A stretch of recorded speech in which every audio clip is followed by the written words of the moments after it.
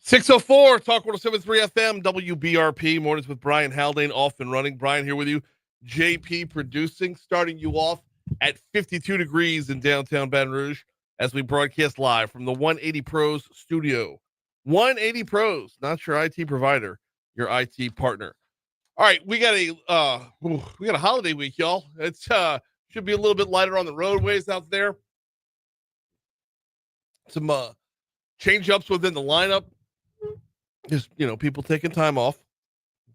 But that's not slowing us down. We got a lot of ground to cover this week. Can't wait to get into all of it. So let's go ahead and get started. Top stories and trending.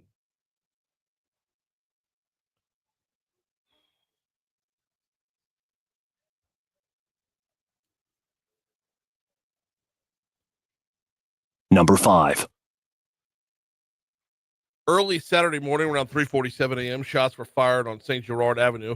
A 6-year-old sleeping on a couch inside a home was struck. Police say 3 adults, four children were all in the home at the time. The child survived, is expected to recover. This is the second time in recent days that we've seen this. This was just 2 days after 22-year-old Jamarcary Burris was killed in a shooting in the same location. BRPD is still investigating what led to the gunfire. Number 4. And speaking of BRPD investigating, they're investigating a shooting that took place early Sunday morning. According to detectives, that one happened around 3 a.m. on Plank Road, leaving one person injured. Department said the victim sustained non-life-threatening injuries non-life-threatening injuries in this one.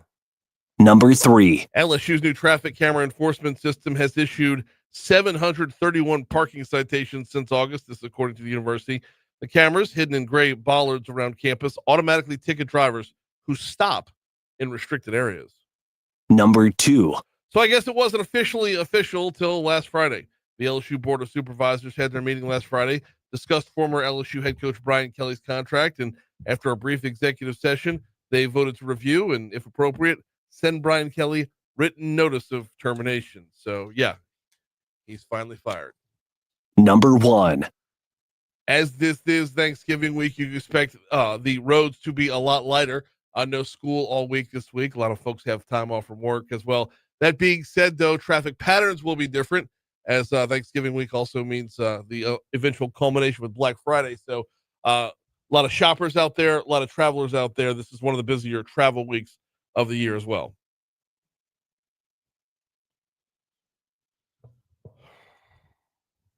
Well, as you just mentioned, as one of the busiest travel weeks of the year is upon us, since the government has reopened, though, roughly 90% of TSA workers have gotten their back pay from the shutdown. Okay. Good stuff. That is good stuff. That's got to be a nice little reward heading into the holiday season, right? Yes, indeed. Be able to say, look, you put up with a lot for more than a month.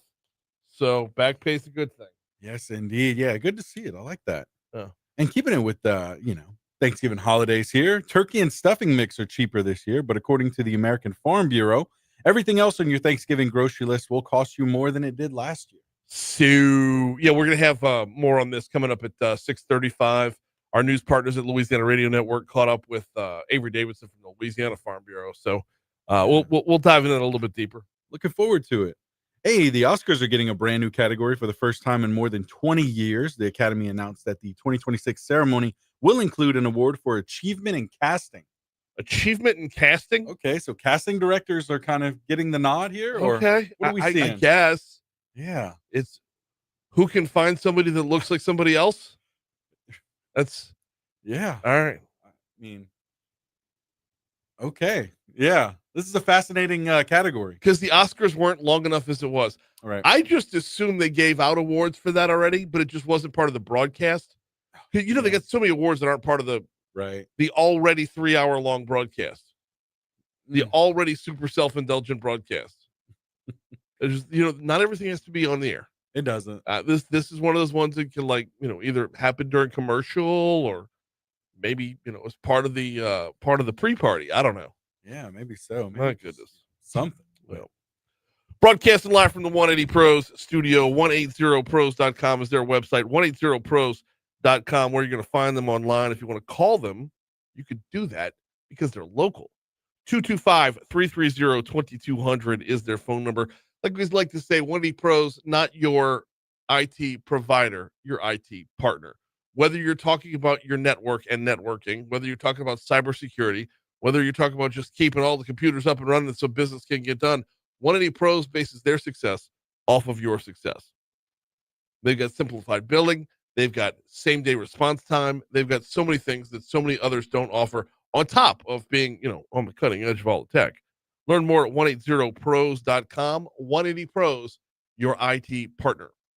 Quick break. Come back. Talk sports next.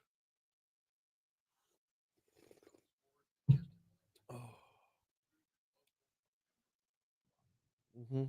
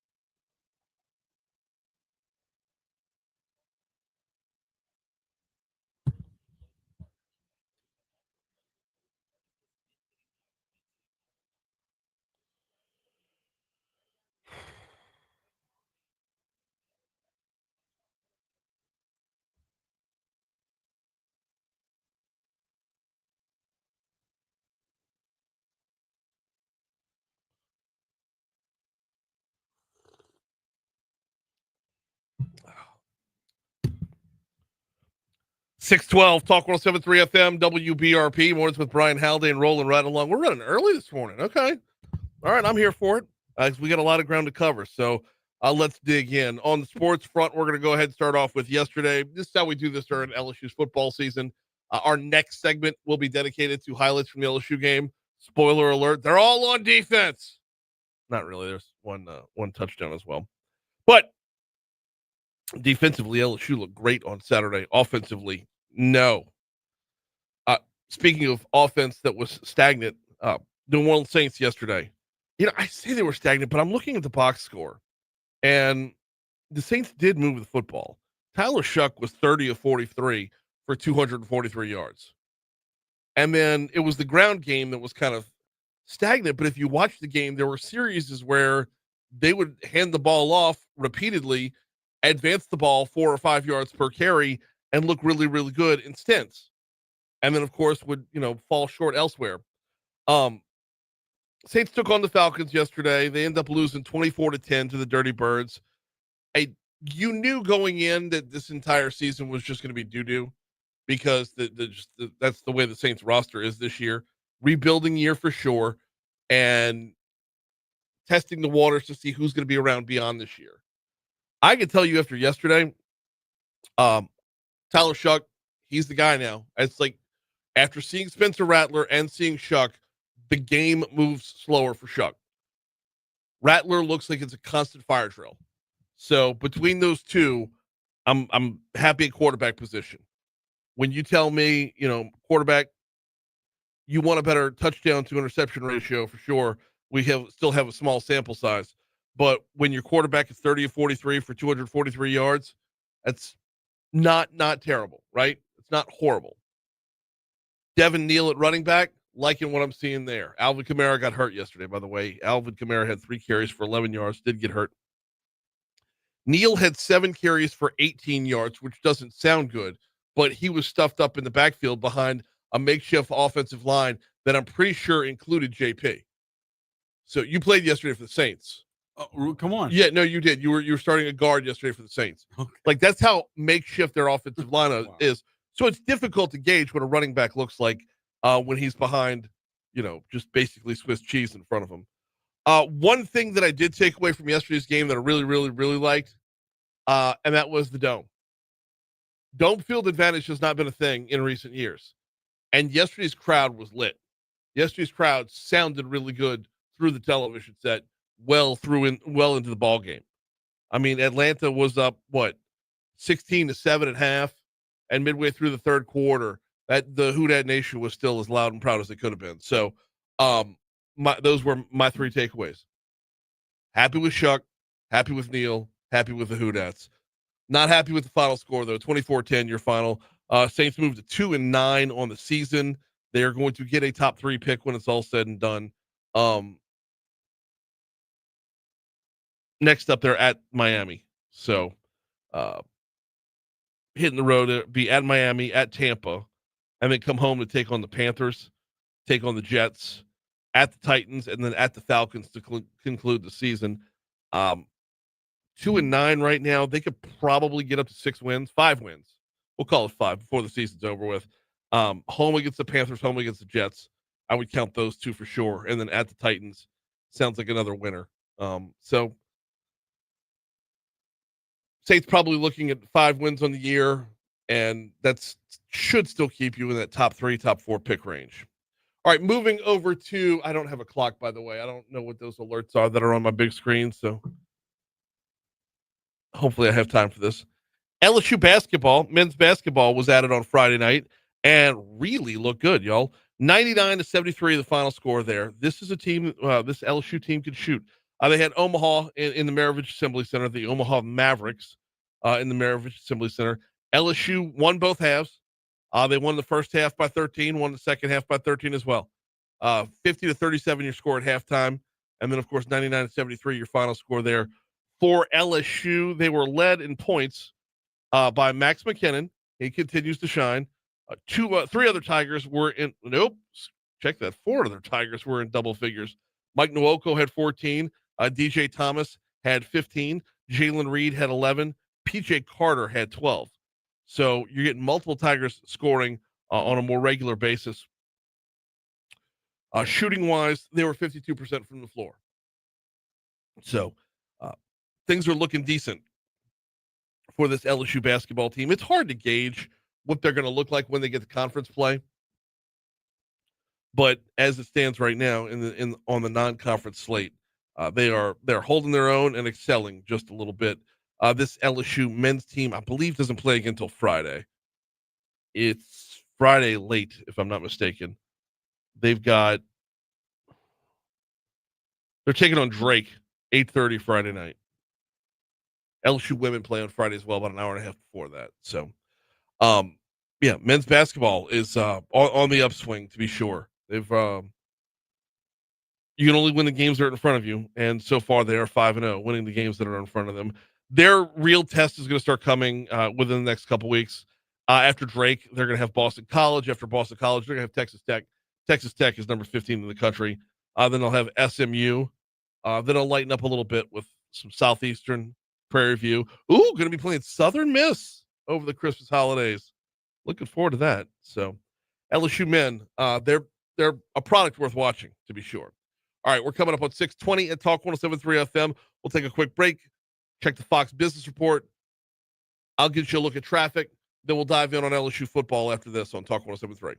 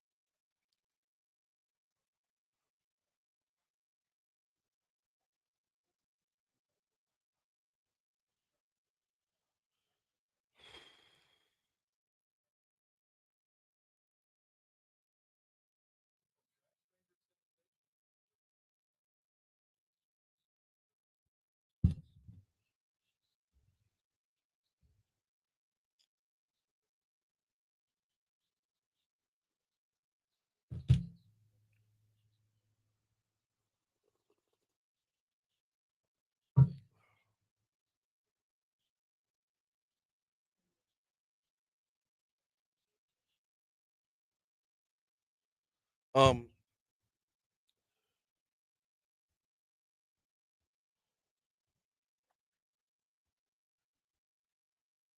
oh, I never played the Kellen Morth bit. Huh.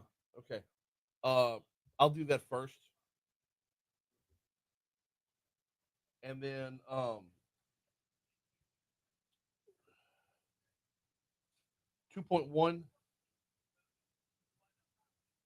3.1, 3.2,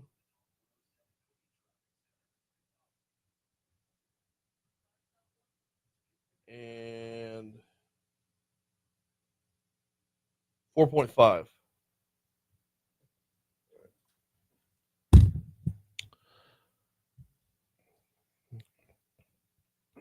How's things cooking to start off the holiday week, the Thanksgiving week, as it were? We're actually looking really, really good on your interstates right now. No major. We got a little bit of volume on I-12 westbound. It's very, very slight. It's lighter than normal, to be sure. But if you're hopping on by Range Avenue, you're just basically not going to be by yourself. And it's your normal drive times to get from Range all the way to 10-12 merge. I-10 westbound coming in from Century Parish looks good. 10 eastbound coming in from West Baton Rouge Parish looks good, as does I-110 in both directions. In the meanwhile, let me hit refresh over here on the traffic incident list to see if there's any surface street accidents to look out for right now. There are none still. So we're looking good on this Monday morning. Let's keep it that way.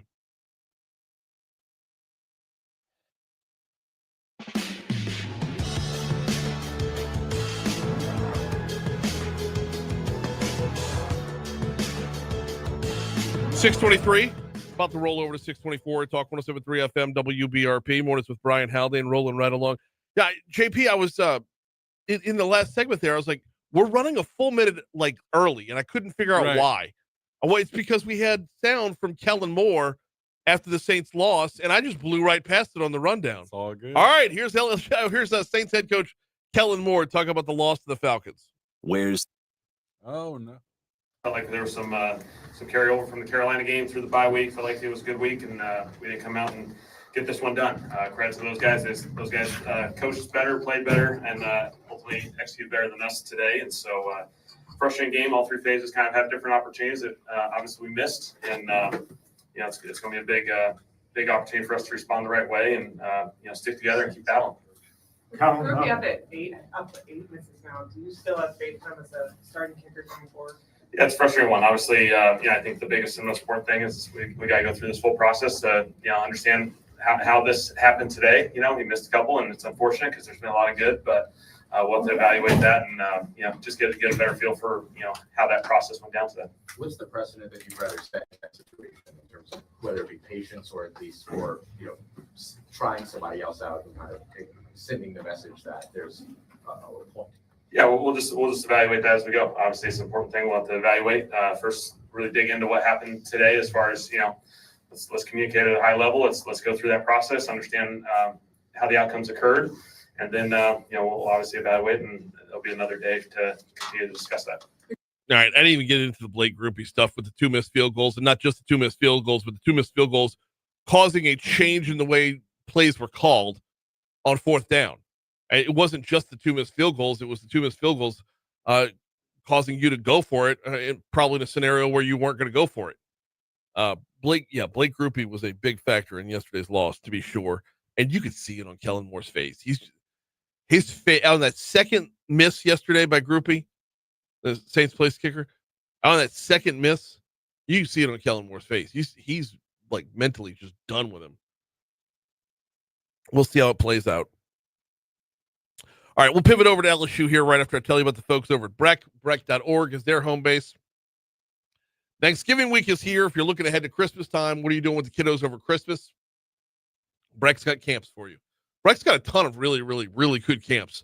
I know this because I've sent my kids to Breck camps in the past. Now, they've aged out a little bit, to be sure, but if you've got younger kiddos wondering what to do once Christmas break rolls around, hit up Breck.org, B-R-E-C, Breck.org. You're going to find a camp that the kids will like. You'll find a camp that has matches the interest of your kids. All summer long, they're there for you with so many great camps all summer long, but they're here for you over the holidays as well. Learn more at B-R-E-C, Breck.org. All right, LSU football on Saturday. I mean, they won the ball game. I guess that's good, right? They posted up a W. I suppose that counts for something. Western Kentucky, really good in Conference USA. Not against the run. Not against the run at all. But, Western Kentucky comes out of that game with, I believe, their 3 losses on the season are all to Southeastern Conference teams. I'm going to have to go back and look that up, but I'm about 90% sure that's right.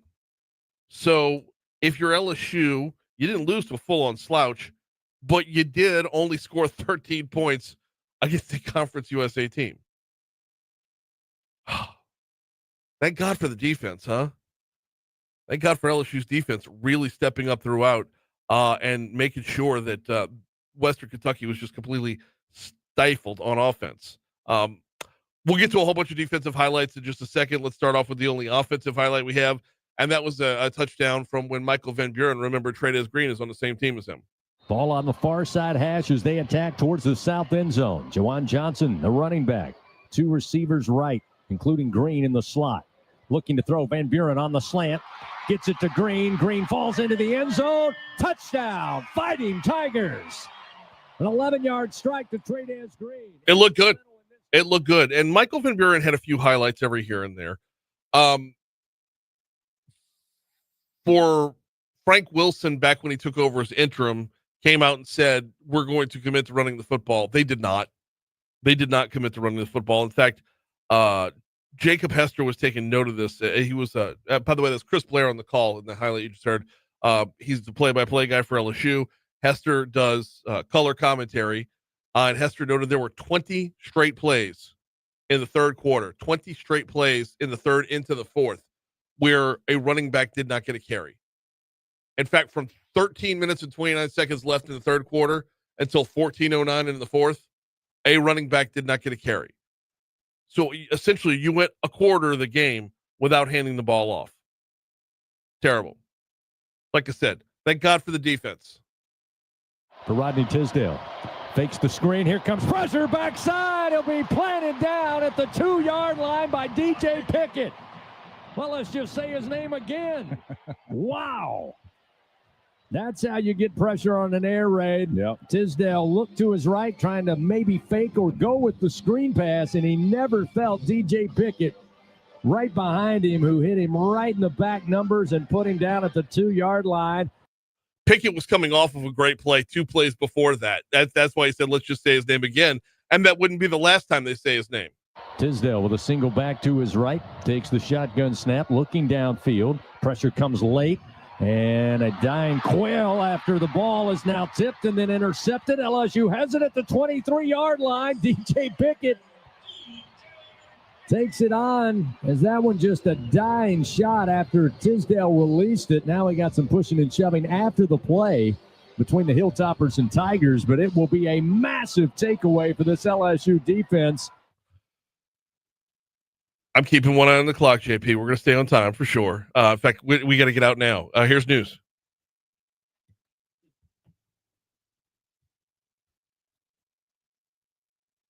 Can we talk offensive line? No, because none of the teams that I follow have one, Debbie. Debbie says, can we talk offensive line? For LSU or for the Saints? Because both outfits had, like, nobody's out there.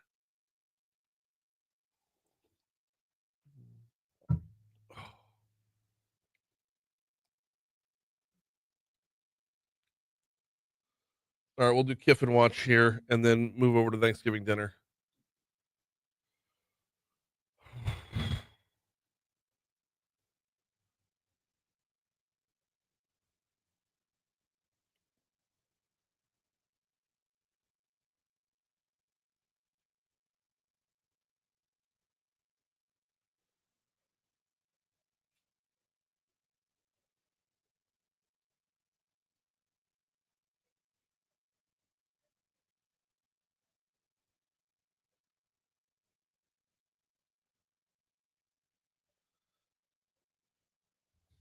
Good morning, Christy. Welcome in, Boo.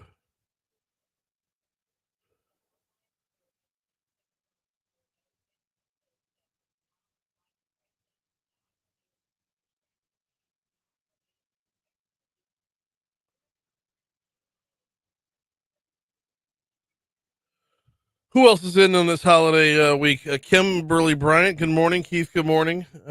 Debbie, Renee, everybody. Good morning. Good morning. Good morning.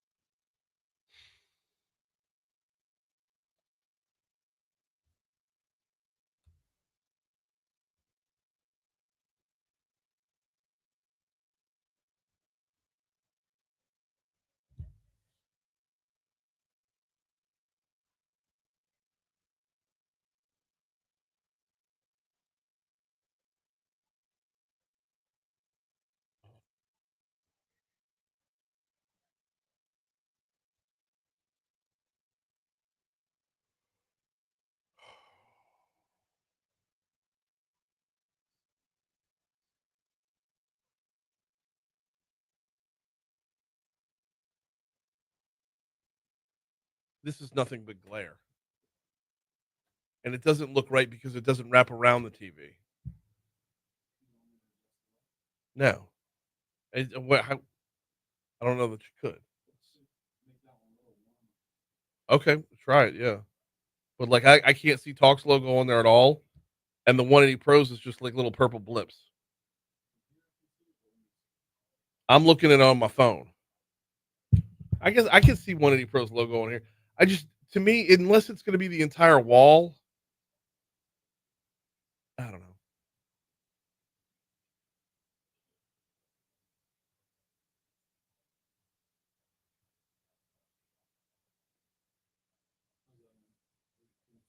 Not there yet.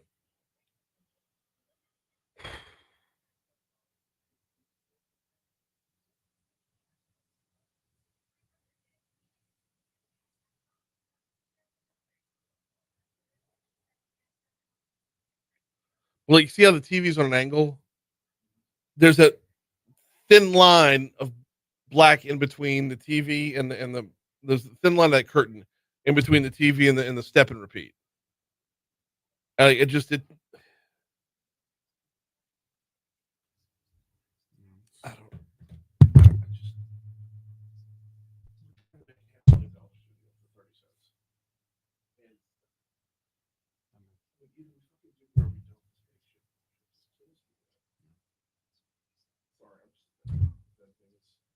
I'm here for it, man. No, you're not. Yes, I am. No, you're not. You don't need to be. I need to quit my bitching. No, but I mean, but I will say this on the camera. We checked this on Friday before I left. The camera just by itself, without StreamYard, Facebook, whatever, looks incredible. The lighting looks, and that's why that lighting setting probably works in that setting. But then once it's filtered through StreamYard, it blurs. I don't know. I don't get it. Do they use StreamYard on 104.5? No, I think they have their own. I don't even know if it's StreamYard. All right. Because when I'm in there when I was doing training for a hunt show, I don't know if they ever used StreamYard. I don't know what system they were using.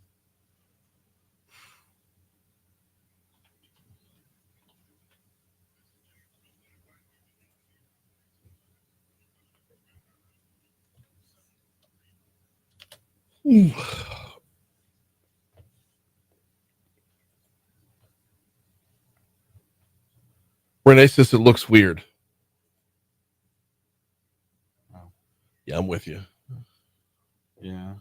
By the way, couple of pre-recorded segments today, y'all. Corbin Bernsen, I don't like how this conversation went. It was so peripheral. Corbin Bernsen's got a new horror film out. We'll talk with him at 6:52. Because I've got to clear it somewhere, so I saved it till a holiday week. And then Medical Monday is pre-recorded today as well.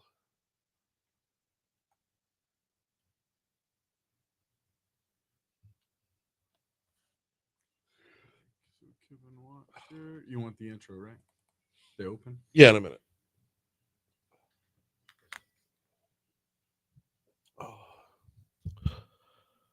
6:36 at Talk 107.3 FM WBRP mornings with Brian Haldane rolling right along. I guess sports-ish is bleeding over into our next segment today because, what's going on the field for LSU is only one part of the overall equation. What's going on off the field is a big deal as well. Going to get to that in just a quick second. Let me give you the rundown for today, guest list-wise. Corbin Bernsen. You know him as Roger Dorn from Major League. He was in LA Law as well. He's been on the show before. He did a fantastic documentary a couple of years. Well, it was right about a year ago about finding his faith and that faith journey. Well, now he's got a new horror film out called The Beldam, and it is a freak show of a film, y'all. It gets inside your head to be sure. He's going to join us in our next segment. Also today, we've got Medical Monday coming your way at 7:15. Anna Johnson from the West Baton Rouge Chamber going to hop on board at 7:35. We've got we're going to talk concrete cement with Steve Krim at 8:05, Moon Griffon at 8:15, Carter LeBlanc from NeuroJust at 8:35, and then the folks at the Burton Gardens are getting ready for the holiday season. That'll close us out today. So full slate for you as we move forward. Whole lot of guests to get to. Right now, though, let's get back into it. There was a meeting at Ole Miss on Friday. There was a meeting of the LSU Board of Supervisors on Friday. It's time for Kiffin Watch. Where's the lane train headed? Hoo, hoo. I hear the train a-comin'. It's rollin' around the bend. This is Kiffin Watch 2025.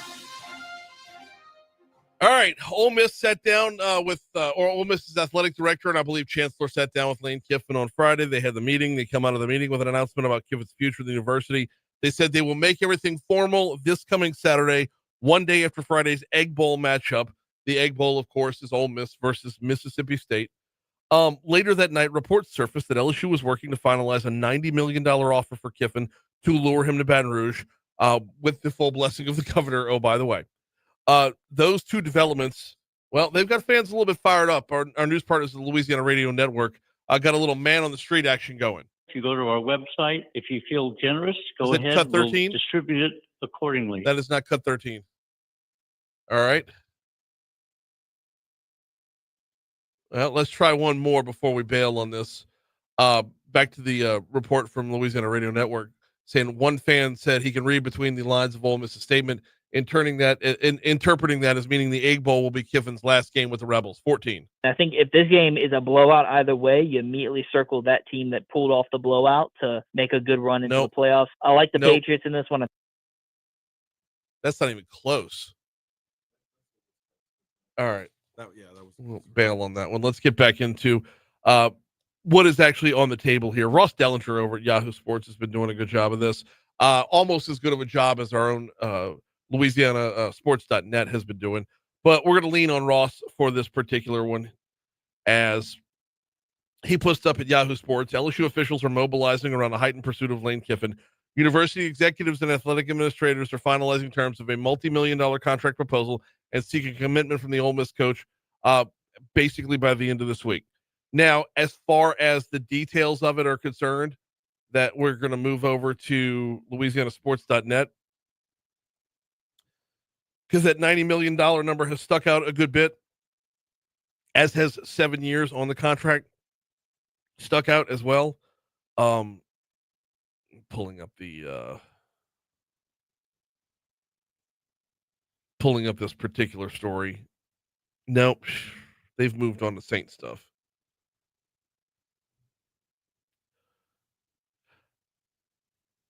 All right, there we go. Anyway, the long and the short of it is what's going to happen is this week is going to feel like an eternity. This week, every day this week is going to be just one day closer to hearing something after the Egg Bowl. You're going to hear a billion rumors over the next 5 days. You're going to hear everything under the sun as far as, I talked to this guy who saw this guy who saw Lane Kiffin, buying Satsuma trees at Clegg's. And I've talked to this guy who saw this guy who said Lane Kiffin was getting his Maserati tuned up over at Vex European. You're going to hear a million different things, and they're all going to. But I know a guy who knows a guy that's going to be everywhere you turn for the entire week. So I'm ready for it. I'm ready for it to be over, but I'm ready for it as of right now as well, because everyone's got a guy. Everyone's in the know, to be sure. So Lane Kiffin, the latest is sit there and wait. Just sit there. You sit there and you wait. At least that's what we're told. All right. Speaking of Vex European, I went by Vex European last week. Got to see the whole crew over there. Had a little squeaky belt going on. Got that taken care of. Always nice to get stuff taken care of when you've got an 18-year-old car. An 18-year-old car that they keep humming like it's brand spanking new. But yeah, I had a squeaky belt. As seasons change, temperatures change, different things pop up like that. And if you've got an 18-year-old car with an 18-year-old belt, you can rest assured that thing's going to rot out pretty quickly. Anything made of rubber over that course of time is going to give you trouble. So took it over to Vinny and his team over at Vex European, hung out in the waiting room for a little bit, knocked out a couple of emails, booked a couple of guests on the show, and before I knew it, boom, I was right back in my car and ready to roll out. They fixed my belt, they fixed the headlight, good to go. They specialize in European vehicles, and if you go to vexeuropean.com, hit the drop-down tab, see if your vehicle's on there. If your vehicle's on there, you can get help for your vehicle. You can get expertise, or I like to call it Vexpertise, with Vex European and vexeuropean.com. All right. We're going to talk Thanksgiving dinner here in just a second. As that story, also from Louisiana Radio Network, you heard him talk about the American Farm Bureau and how Louisiana is the second cheapest Thanksgiving dinner in the country. We'll get into that in just a minute. Before that, though, I would take a moment of personal privilege if I could.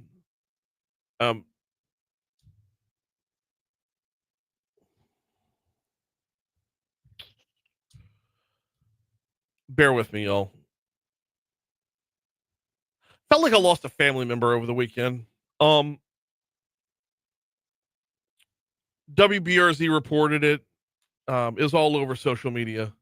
Father Newton Mensch died with his family back in India on Saturday morning. Father Newton was the associate pastor at Our Lady of Mercy for, 7 or 8 years. Most recently, he was at St. George Catholic Church. And the story per WBRZ, St. George Catholic Church mourned the loss of Father Newton on Saturday after he passed away while visiting his family in India.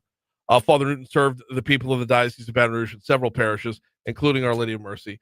He was the parochial vicar over at St. George.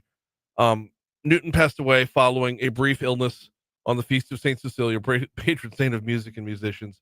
He fell ill while visiting his family. He did not get to visit his family very often, but I wanted to just mention him here because he was an absolutely magnificent man. Very, very close to our family, very, very close to so many families around. And he was at a number of different parishes in Baton Rouge. He was at St. George, then he came over to Mercy. I think he was at Aloysius for a hot little minute, and then went back to St. George again. Normally, when he's a mission priest from India. I don't want to say there's like a norm about that, but the level to which he was able to connect with people, and he was family everywhere he went. I don't know that there was anybody at Mercy who didn't absolutely adore and love him. The number of times, like, you go, hanging out with friends and like, hey, Father Newton's cooking tonight, or like, there was a great time, and I'm not going to get into all of it, but my wife was going by the Knights of Columbus fish fry one Friday afternoon or Friday evening during Lent, and Father Newton just hops on in the car with a bunch of plates of fish and says, "Come on, we're going to your house." He was a patient man, a kind man, a very, very strong homilist, to be sure. One you pay attention to on Sundays, and every other day of the week. It's just he was a part of our family, and I know for a lot of folks at Mercy and St. George, he was a part of a lot of families, and he is going to be sorely, sorely missed. All right, we got a break. When we come back, Corbin Bernsen's next. I didn't want to go to the Thanksgiving stuff because I don't know what the sound bites are. After the first round of sound bites was shit. Yeah, that's why I stopped using that other one. It just has the list of them, and I was using the other one for a while. What other one? So the one I was using, that's the stuff I used to run into like in the beginning, like when I first started doing it. But I started using the LRN News, like the LouisianaNetwork.com. That one actually has what you would be. The news call. It doesn't matter now. You're going 2 days, but like, you don't get the news call in your email. No. I've always just. Okay. But I know you had wanted to use that one for the MP3 and stuff, but yeah, honestly, I would rather the other one just because it actually has the topics plus the cuts, the title of the cuts. The other one just has. Okay, but if they're the wrong cuts, yeah, it makes me look like an idiot. No. It just makes me look bad. No, because it makes it look like I grabbed the wrong cuts. No, it makes it look like I called for the wrong thing, or I didn't map my show out right, or I'm not prepared. Yeah. I would just recommend using the other one, Louisiana Radio Network. Yeah, because if you would even see it, like it's literally this is from the news call in my email. Yeah. I don't know, because it's today's date with that cut. Okay. I'm going to forward you this email, and I want you to grab the cuts from this email instead. Okay. Because I need 4, 5, and 6 here. Oh, I got those. Are they right? They're right. Because I used the other website for it. But yeah, this index, it'll have today's date and the cut. Yeah. And usually it's 90% right.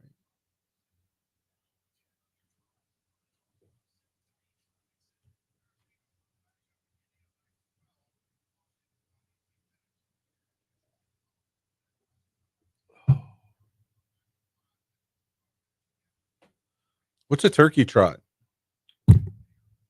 Amber says, my husband and I will be doing our first turkey trot. We are going to freeze. So I guess it was like 5K. Are they? Well, I don't know. Do they have a um? There's usually like a 5K or like a mile walk or something. Yeah, they're always different. Nice. Depends on who's you're going to. There's a big Baton Rouge one.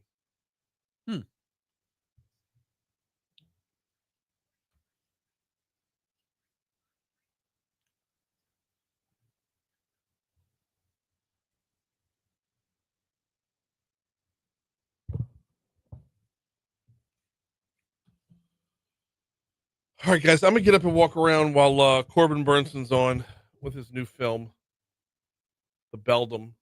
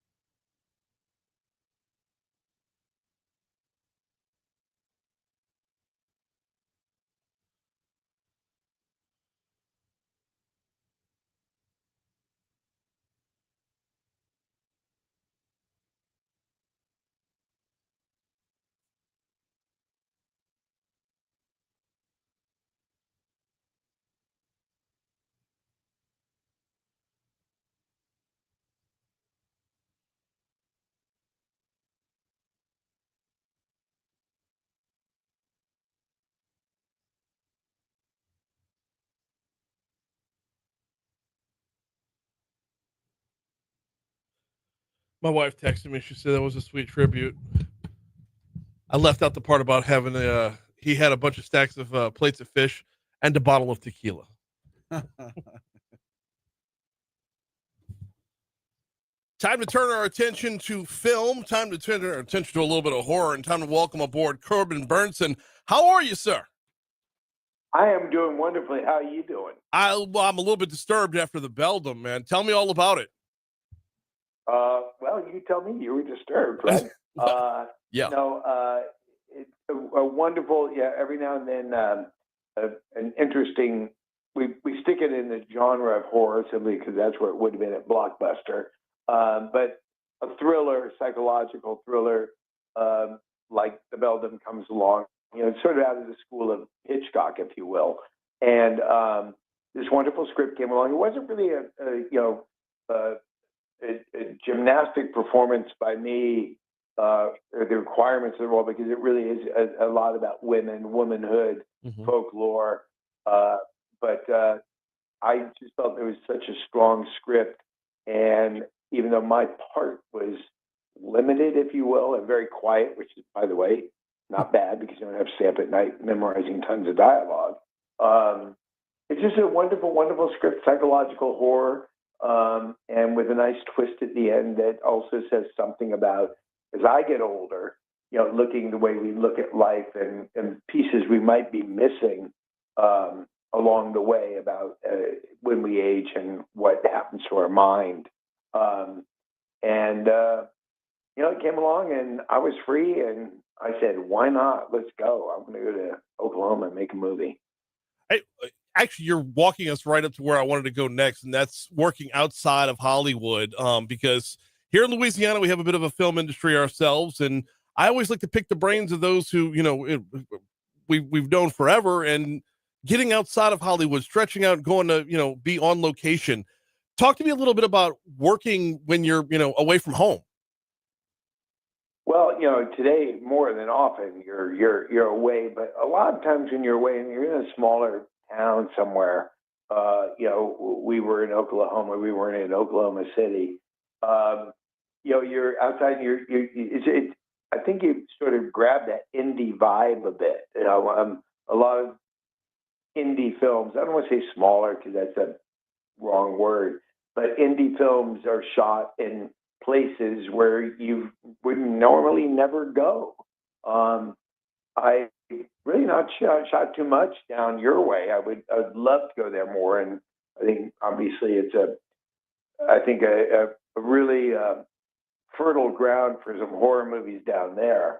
But I prefer it. I mean, look, it's fun being in a big studio thing on a big lot in Hollywood. That has its own joy and fun and red carpets and galas and all that stuff. There's something about getting down in the mud, you know, getting out in the country or anywhere around the world and being in a remote place and being stuck with your cast and crew and trying to figure this little piece of art out is always enticing. We're talking with Corbin Bernsen. We know him all the way back from LA Law. Roger Dorn as he makes his way through. Do you have a favorite character that you've played over the years? You know, that I have 4 sons, and everybody asks me who's your favorite son. You can't answer that one because each one is so different, you know, at the moment. Certainly LA Law was great because it was my kind of big appearance in this industry, you know, that it's where my grand entry, if you will. Psych is a wonderful thing I've done more recently, and it resonates throughout Major League. Major League, you know, for dollar, fun for fun, Major League was probably up there because I was playing baseball. I always thought I could be a professional baseball player, though I was never good enough to do it clearly. But I'm doing it in a film with wonderful actors, Charlie and Tom and Dennis Haysbert and Bob Uecker and all these people. And I'm making a movie, a big feature movie, sports movies. I happen to love sports movies. So, you know, and we just, when we were on break, we were throwing the ball around in Major League stadiums. So, you know, that was a blast. We had just a couple minutes left with Corbin Bernsen. The film is called Beldam. And it is definitely a psychological horror. There's a lot of twists and turns along the way.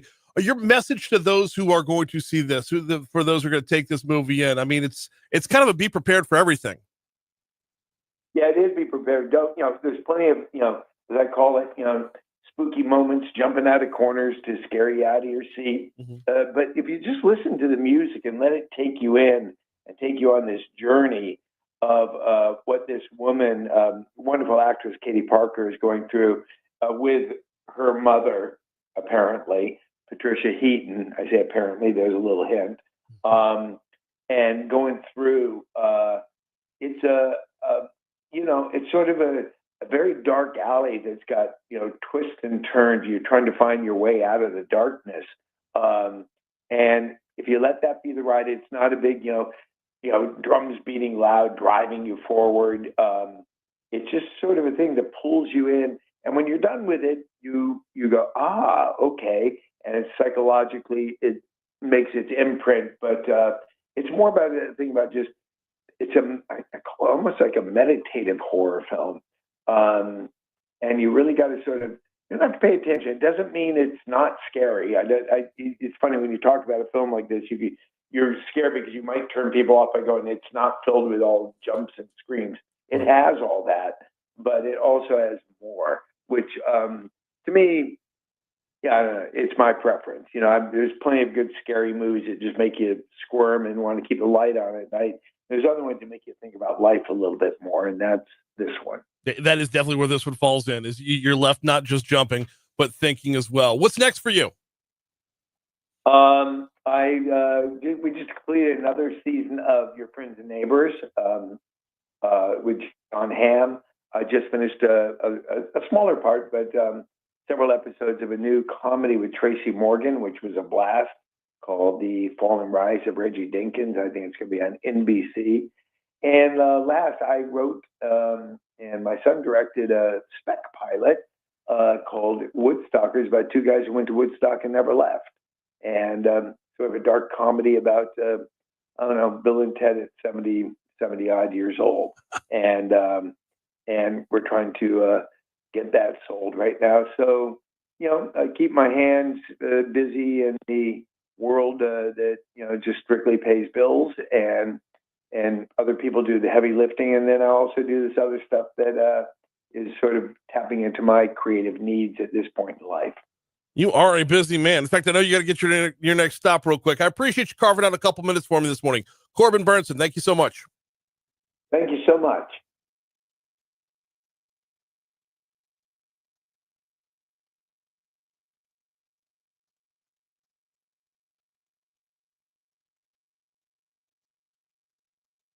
Go on.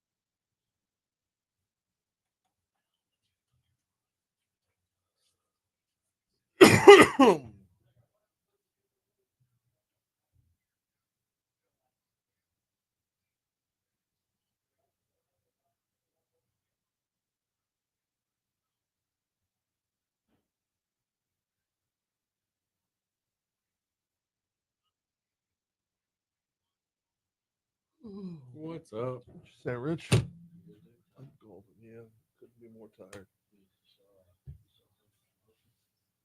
Do what? Oh, with the hole in one? But he got it? Oh.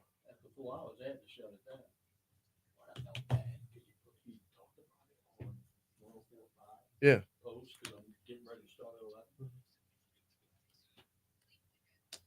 And they That's a bad stop, though, man. Sunday, doing like the average guy going.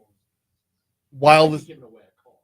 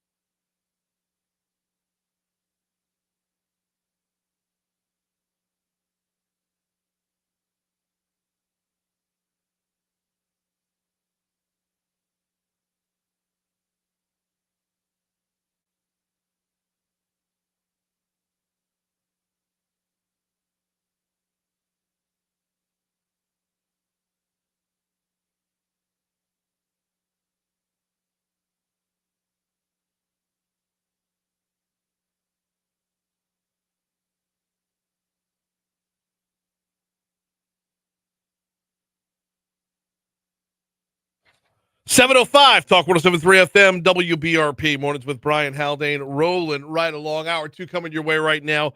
Brian here with you, JP producing, starting off your second hour at 53 degrees as we broadcast from the 180 Pros studio. 180 Pros. Is it time for your IT to do a 180? Learn more at 180pros.com.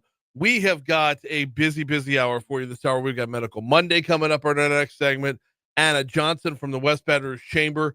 Well, they got a lot going on the other side of the river. I appreciate getting the chance to catch up with her. Normally, we talk with the Chambers of Commerce from different areas on Tuesday mornings at 7:15. In fact, tomorrow morning at 7:15, we will have Donnie Miller from the Ascension Parish Chamber. And if I'm not mistaken, looking ahead the next Tuesday morning, Livingston Parish is about to get in the mix as well. So good stuff on all fronts. I like talking business. I like talking business and talking what's next in business. So good stuff across the board. Right now, top stories and trending.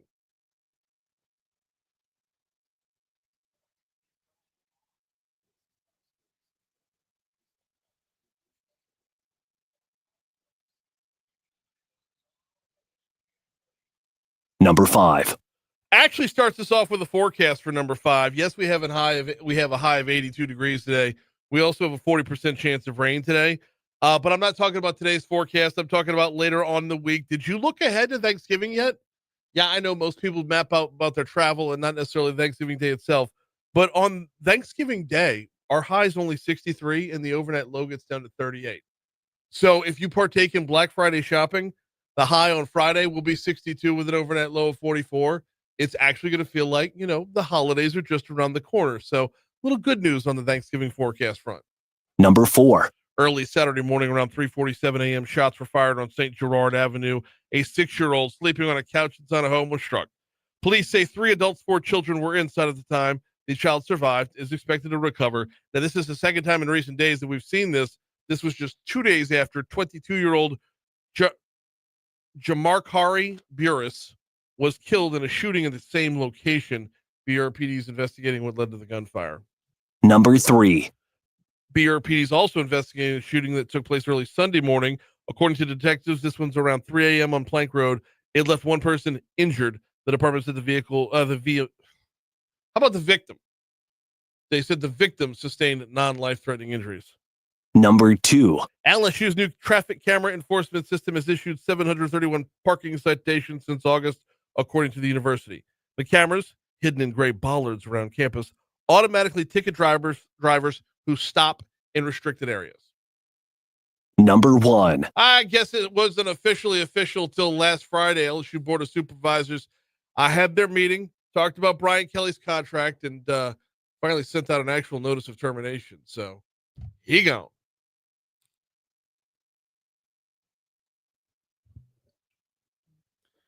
Well, as one of the busiest travel weeks of the year is upon us, since the government has reopened, roughly 90% of TSA workers have gotten their back pay from the shutdown. Love it. Love that. Absolutely. Very good stuff here. Hey, before you get into more of your trending, did you know Brian Kelly had a kid on the LSU roster? I did not know. I did not know that either. Learned that during the game Saturday night.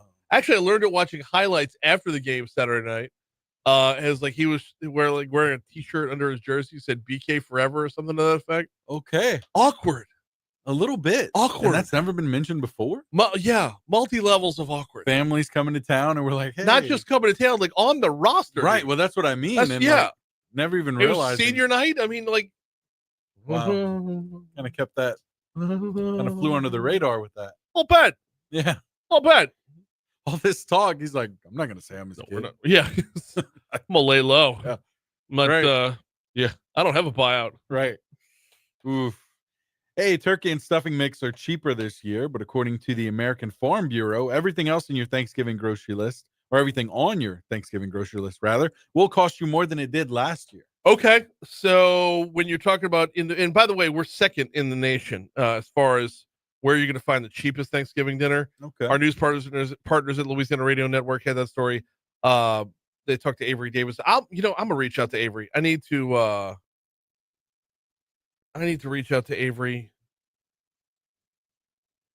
to talk about exactly that, because I saw one report. In fact, I just got an email saying we're number 3 in the country. Oh, wow. Louisiana ranks number 3 among the 10 most affordable states for 15-pound turkey in the U.S. And then I had another email over the weekend trying to tell me that we were, where did it go? My apologies. Give me a moment. I'm scrolling through doing this in real time. Yeah. This was from Jeff. My name is Jeff. Here we go.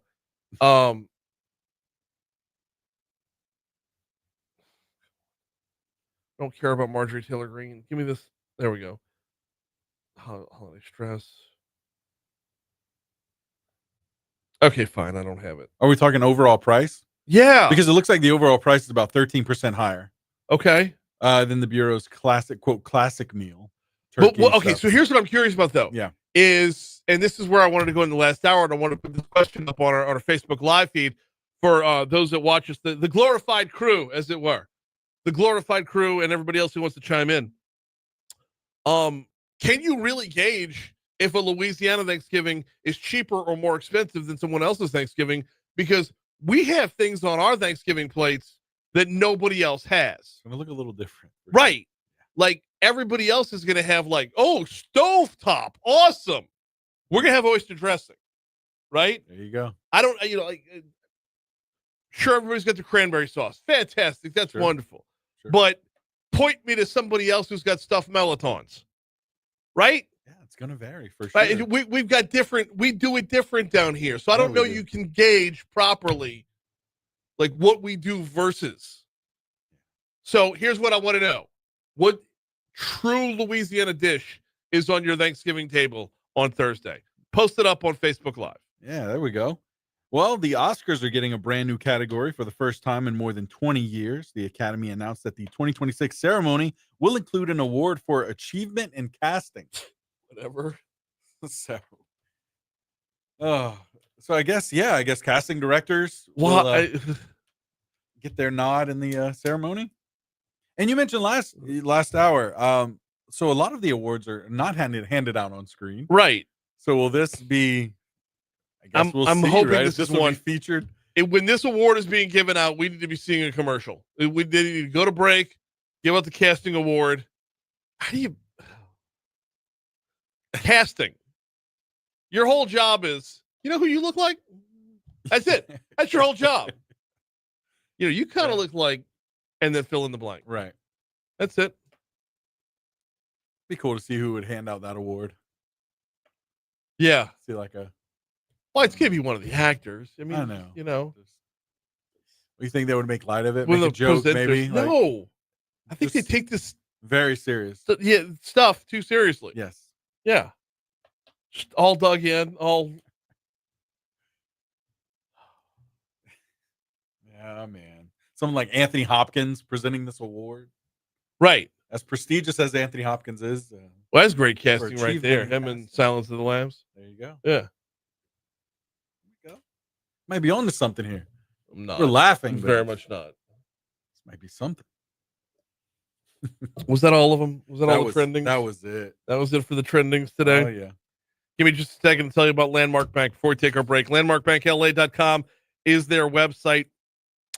Small business owners in smaller communities around Baton Rouge, listen up for just a quick second if you could. If you're a small business owner and your business started before COVID, I'm just reminding you of something you already know, okay?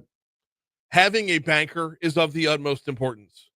Having someone who's going to do battle for you, not with you, do battle for you is of the utmost importance. If you made it through COVID and you know what the PPP loan process was like, if you went through COVID and you saw your banker not clocking out for quote unquote banker's hours, your banker going to bat for you throughout the pandemic, you come out the other side, you're even stronger because of your banker.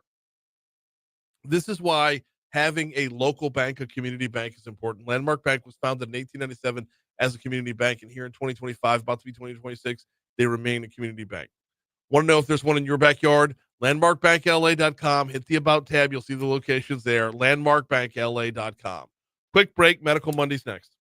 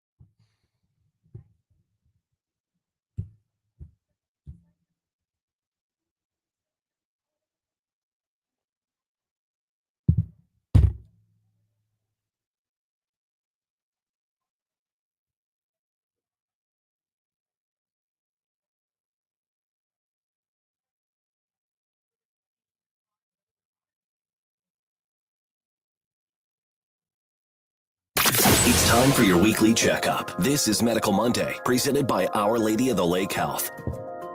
Yes, it is time for Medical Monday, and we've got Dr. Moosa back in the house today talking Lung Cancer Awareness Month. How are you, Dr. Moosa?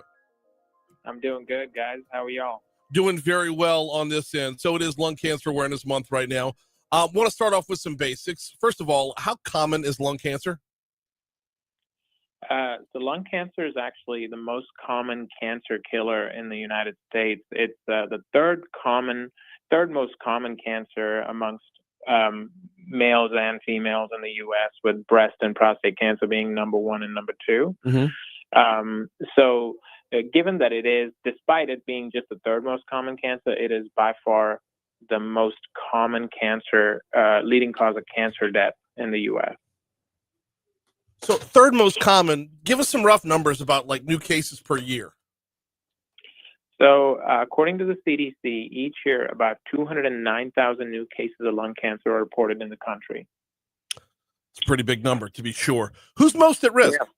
Yeah. Obviously, people that smoke are most at risk. People that are exposed to radon, people that are exposed to asbestos, those are all different factors that increase your risk for lung cancer.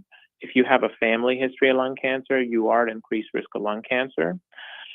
We also have the lung cancer screening criteria, which identifies patients that are in particular at risk for lung cancer, and that is typically patients between the age of 50 and 80, patients that have what we call at least a 20-pack year history of smoking, which means that they've smoked roughly about a pack a day for at least 20 years, and that have quit smoking within the past 15 years. These are the 3 criteria that the different insurance companies use to identify patients that qualify for lung cancer screening. We're talking with Dr. Moosa, Lung Cancer Awareness Month going on right now. Are there symptoms that people should be on the lookout for? So lung cancer is not dissimilar to other cancers, I guess, in the sense that most commonly patients have very few symptoms, particularly in the early stages of lung cancer. The surface area of your lungs is about the size of a tennis court when all of it's spread out. So you can imagine lung cancer typically starts as a nodule. So a nodule in that extent of a surface area is going to be minimally impactful. And so patients very rarely have symptoms when the cancer is in its early stages. But as the cancer progresses and becomes larger, or if it's in a critical location, it can cause symptoms. The most common symptoms people have are that they can have cough when the tumor has invaded the airway, chest pain. But we also see a lot of patients that have repeated episodes of pneumonia, or quote unquote pneumonia, because the cancer is oftentimes misidentified as being pneumonia. Weight loss of unknown reason. These are all common things that people present with. But once again, it's usually later in the cancer stage when patients become symptomatic, and early stage lung cancer is usually without symptoms, which is why screening is so important. No, absolutely. Because I mean, with every cancer out there, the earlier the detection, the better your odds are. So let's talk about that screening and maybe some other preventative steps that are out there. Yeah. So obviously the best anyone can do to prevent the risk of lung cancer, the most modifiable risk is smoking. So we encourage patients to not smoke. If they vape, vaping doesn't have a distinct or clear link with lung cancer as of yet, but we strongly encourage them to quit smoking or vaping, avoiding secondhand smoke. Radon or radon is now been identified as a clear risk for lung cancer. There are some kits that you can purchase online if you suspect that, your house or your basement has an increased radon exposure. So those kits can identify people that do have radon exposure. If you work in a place where you're exposed to asbestos or other carcinogens, those are other modifiable risk factors to limit your exposure.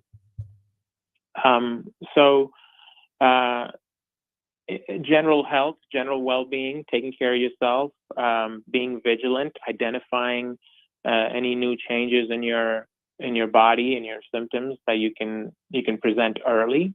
I think those are things that people can do to reduce their risk of lung cancer.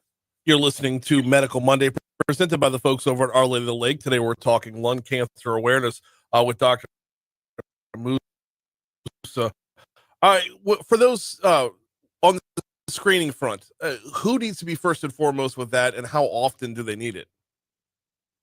So like I was saying earlier, the people that qualify for screening per insurance criteria is patients between the age of 50 and 80, patients that have what we call at least a 20-pack year history of smoking. That means patients have smoked a considerable amount over their lifetime. So roughly about a pack a day for about 20 years. And then they've got to have quit smoking within the last 15 years.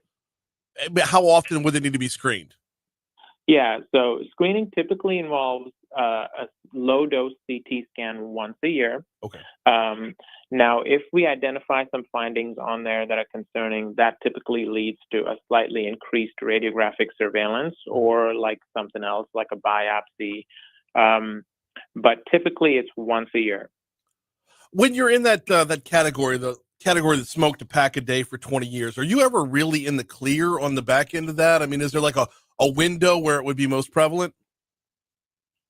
So, typically lung cancer comes on as we grow older, which is the primary reason why we screen patients between the age of 50 and 80. Right. The reason we typically stop screening patients over the age of 80 is not because their risk of cancer is lower. It just, as a collective medical society, I think 80 has been established as the age where, we stop doing screening tests because that's above the expected life for an average U.S. male or female. What was the second part of your question? I'm sorry. I was asking if there was like a particular window. If you'd smoke a pack a day for 20 years, it's like you're never really out of a window at that point because you're going to be moving in that 50 to 80 category. Right. So the older you get, the higher your risk is. Now, if you've quit smoking for more than 15 years, what studies have shown is that your risk of lung cancer does reduce and become more normalized to that of a normal individual. So you typically are diagnosed with lung cancer within about 15 to 20 years after having quit smoking. So, which is why those patients are not felt to be at high risk, and as a result, are not typically screened for lung cancer. Get back into screening in just a minute, specifically over at FMOL. But if we could pivot over towards treatment, what does treatment of lung cancer look like? So treatment of lung cancer is actually a rapidly changing landscape. There are new and improved treatments that are being added almost every year. Typically, if you have early stage lung cancer, you could get either surgery or radiation, and that is all you need to have done.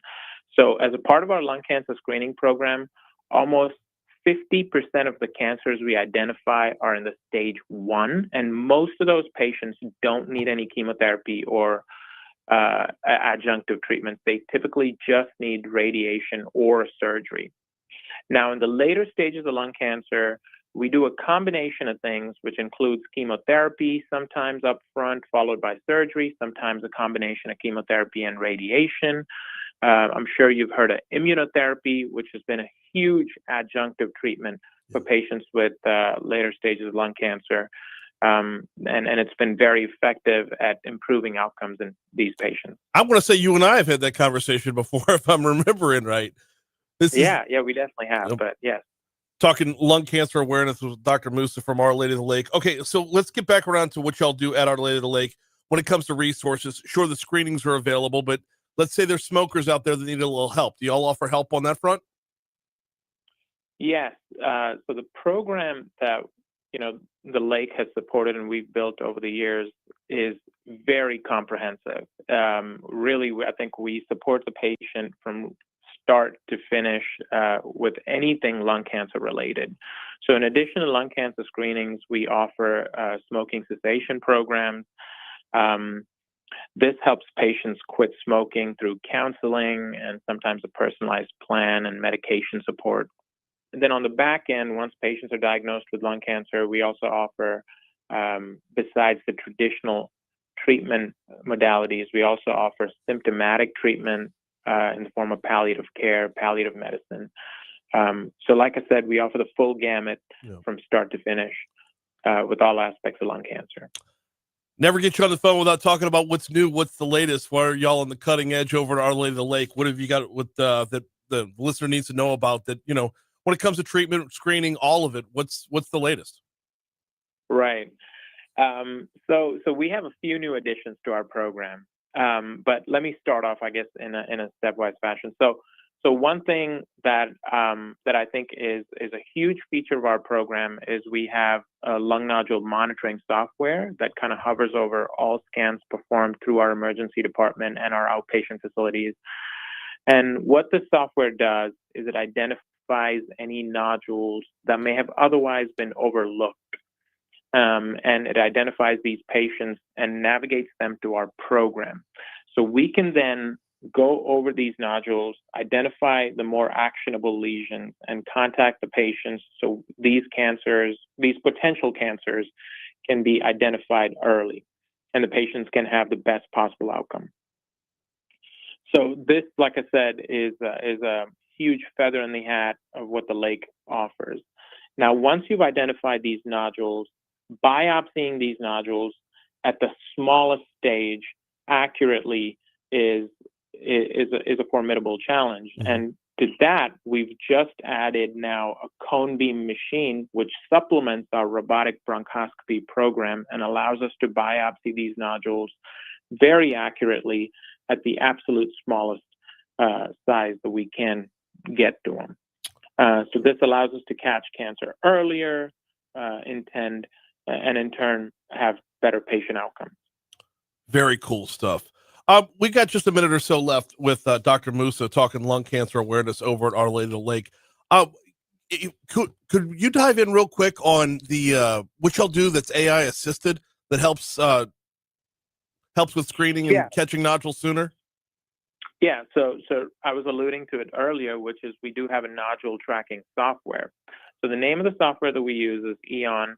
It's an AI assisted screening tool. It essentially hovers over all the scans that are performed in our system and identifies these nodules so nothing gets lost in the noise per se, because oftentimes patients come in for numerous problems to the hospital, and while those problems are being addressed, we identify some of these nodules, but those can be missed because of the complexity of the patient's overall hospitalization otherwise. And the small size of these nodules sometimes, frankly. But now with this software, we've identified a way to ensure that there is no loss of those issues, and we can track these patients effectively. Unbelievable stuff. Always on the cusp, but always on the cutting edge. Dr. Moosa with Our Lady of the Lake. Oh, before we get you out of here, if there's anybody who wants to learn any more about this, where can they go? So they can visit our Baton Rouge page, and the website is fmolhs.org. fmolhs.org. He's Dr. Moosa. Always appreciate it.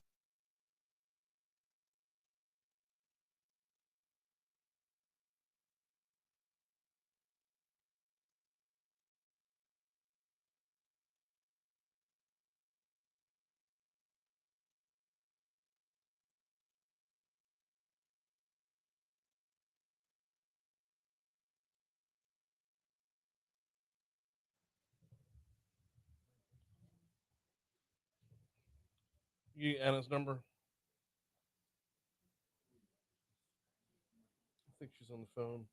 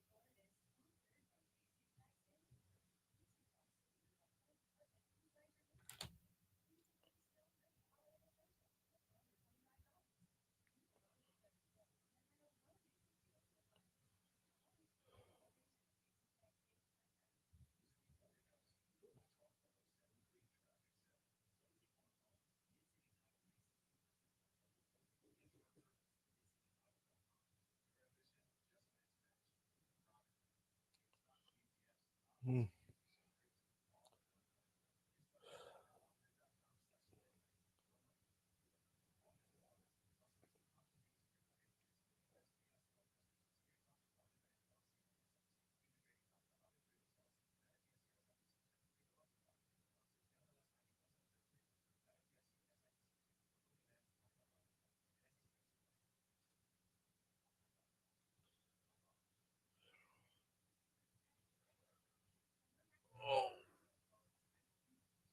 Damn.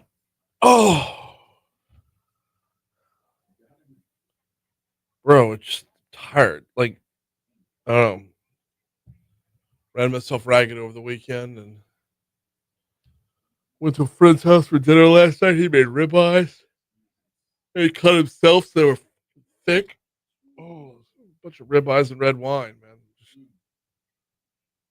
It's a good life, but yeah, it's a good life until 3:45 in the morning rolls around and your alarm goes off. You're like, no, I'm only halfway done sleeping this off.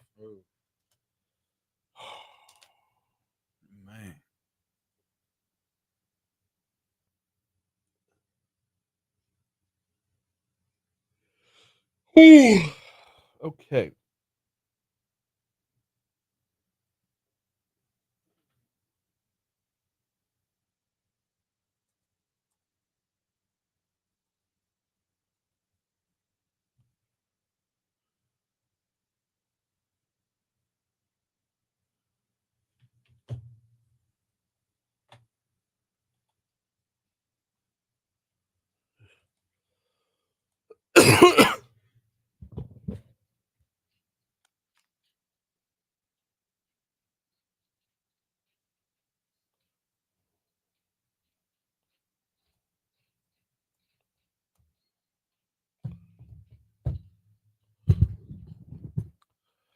Rolling over to 737 at Talk 107.3 FM, WBRP, mornings with Brian Haldane, rolling right along. Time to hit the hotline and get to the other side of the river real quick. Anna Johnson from the West Baton Rouge Chambers on with us. Anna, how are you this morning? I'm good. How are you? I'm doing very well as well. Looking forward to a shortened week, Yes. Happy Thanksgiving. I'm sure Likewise. you're since you've got so many different personalities now, since you keep getting hacked on social media. I just want to make sure I'm talking to the right Brian this morning. You've got the right Brian here. You don't have Brian Haldane 1 or Brian Haldane or B Haldane 2 or whatever. Yeah, I got hacked on multiple platforms within the last week, and it's the craziest thing. Like, I got hacked on TikTok, where I just got locked out of my account, so I had to start over again. And then you and a handful of others got like messages from a fake me on Instagram yesterday. First of all, I didn't realize they were like inappropriate messages. Were they like? Did you get the same inappropriateness? Well, I blocked it before. It was like, how are you doing? And I was like, okay, this isn't right. So I just reported it and blocked it before I got the inappropriate ones. But you've made it to the big time when somebody wants to be you. Either someone wants to be me on Instagram or a cameo on The Simpsons. I would rather the cameo on The Simpsons, right? Well, my LinkedIn got hacked one time, and I was like, "Really, LinkedIn?" I'm like, "That's the most boring of all of them." Which is scary though, because it can also do the most damage, right? Yeah, I guess so. But I was like, LinkedIn? Okay. Y'all are really, really reaching now. Yeah, I had some other friends reach out to me saying, like, the long and the short of it was they reached out saying, "Stop DMing my wife," and I'm like, "It's not me." So I know, I love it. Y'all have got a lot going on the west side. Real quick, I want to start off with the foundation, if we could. What's the latest over there? What are y'all working on? Oh my goodness. So we announced earlier this month that we are launching the West Baton Rouge Chamber of Commerce Foundation.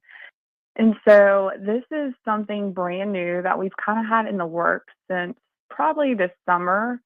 When these big project announcements started popping up, not just in West Baton Rouge, but around the capital area, like the Hyundai plant, for example. Mm-hmm.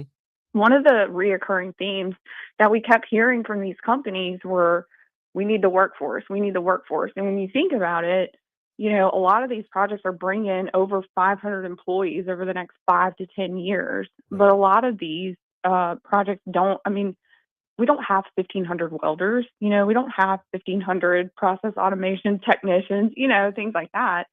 And so we started to see kind of a need for that in our community.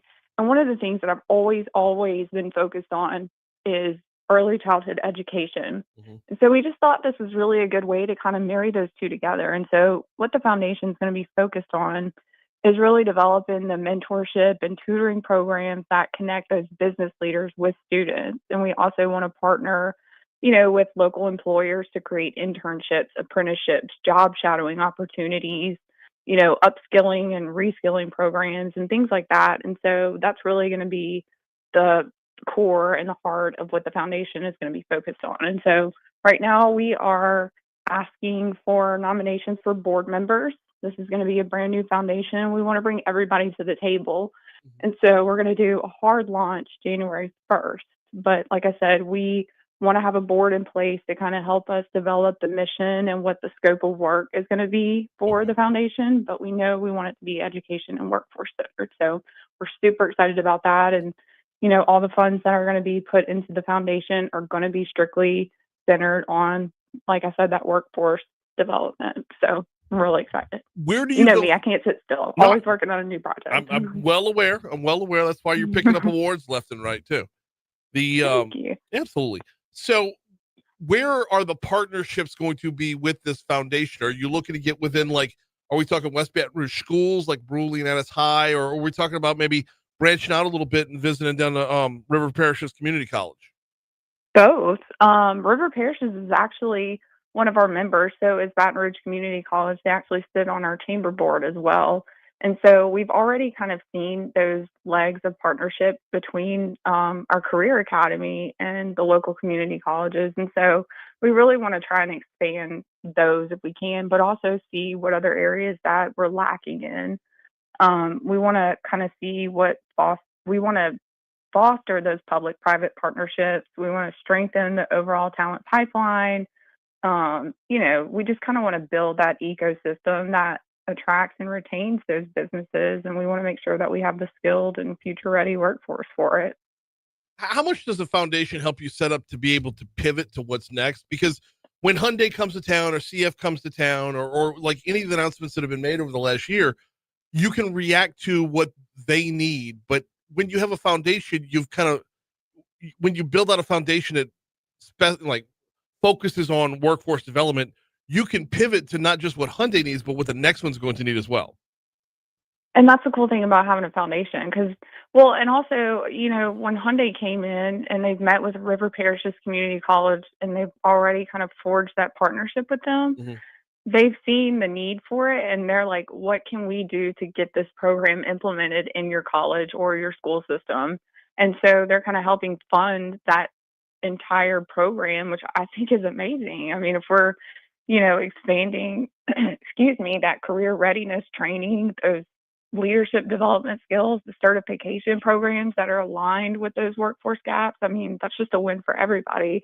And so we're kind of looking to do that, maybe not on that same scale because we don't really have the checkbook that they have, but something along those lines because we're starting to see those gaps in that workforce readiness.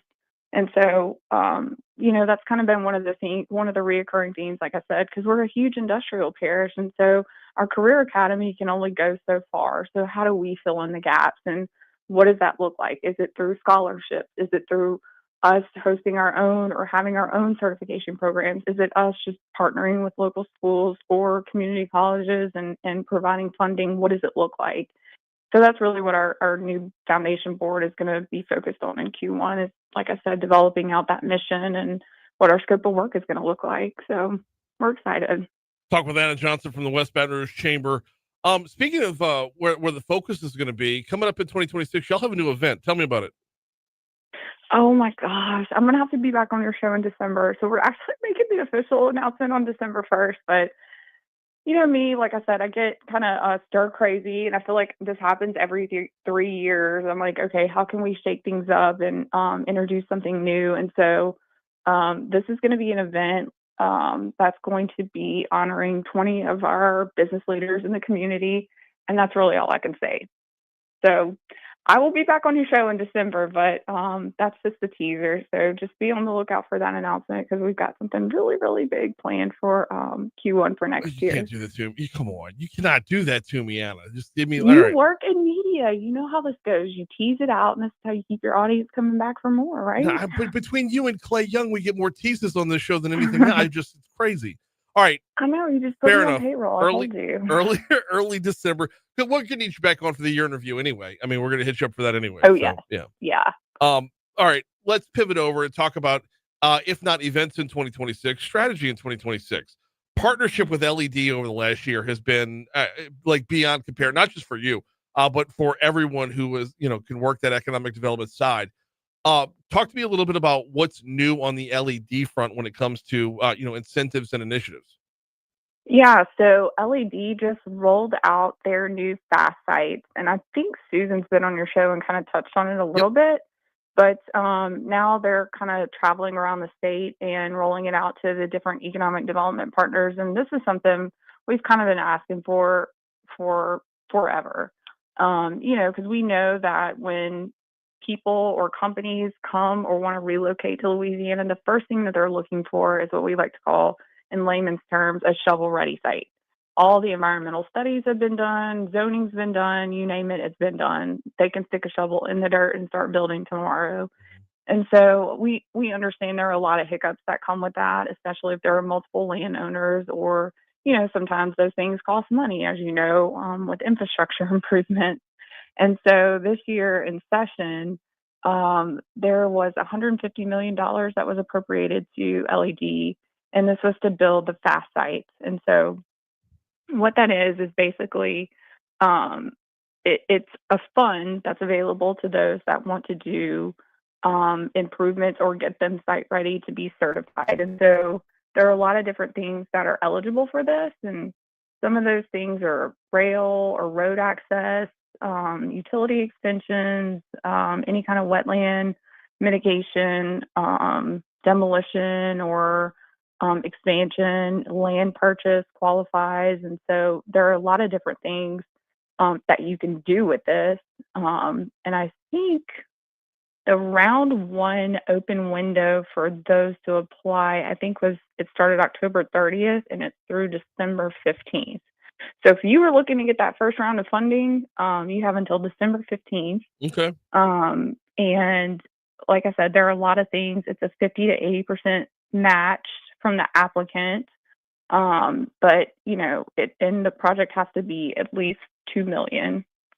So I mean, I think that's a great start if you ask me, especially if it's a small project. And so we're looking right now for existing land and even those that have a project in the pipeline that didn't know this was available. So that's kind of what we're working on right now. So we're super excited about this, but I think Susan, her whole team, Paige and everybody, they've done a really good job, like I said, of kind of like removing those silos. And one of the things that they keep talking about is the speed of business. This is one of those things. And so how quickly can we get this land ready for a big project, especially when we're competing with other states next door like Texas. So I think this makes us look more attractive. It definitely helps our competitiveness when we're trying to land projects. And, the fact that they have $150 million to start in this fund, I think that's very generous from our legislature. So that shows everybody that we're serious and we mean business, literally. So that's what we're working on in the next few months. Couldn't agree more. We got 60 seconds left with Anna Johnson from the West Baton Rouge Chamber. In those 60 seconds, can you kind of we always hear about the big projects, the huge multi-billion-dollar projects, But talk to me a little bit about the importance of those smaller ones that come across the finish line. Oh gosh. Well, it's all part of the ecosystem, right? Right. You get the bigger projects, and then you get the employees who shop at the local businesses, and then that in turn turnarounds and inflates that economy. And so it's kind of that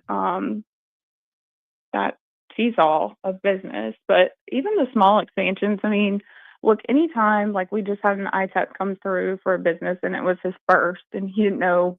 He's like, I don't know how this works.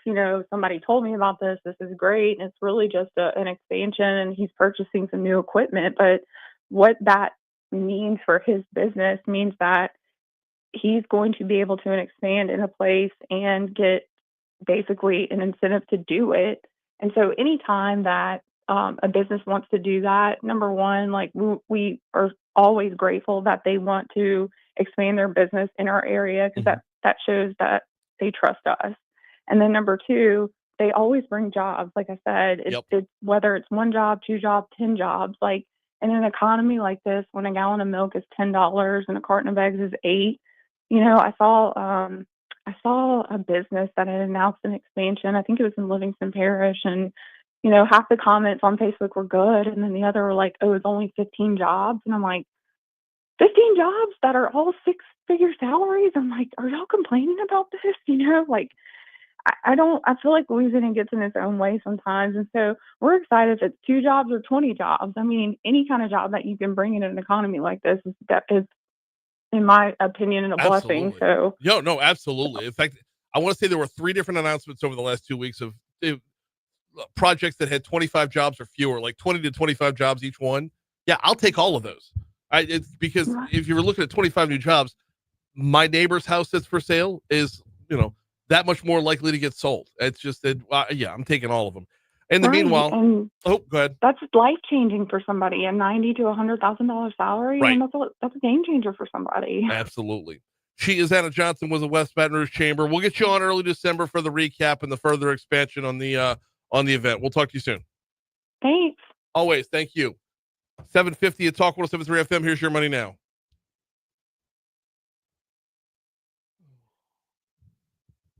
I gotta get stuff off the printer.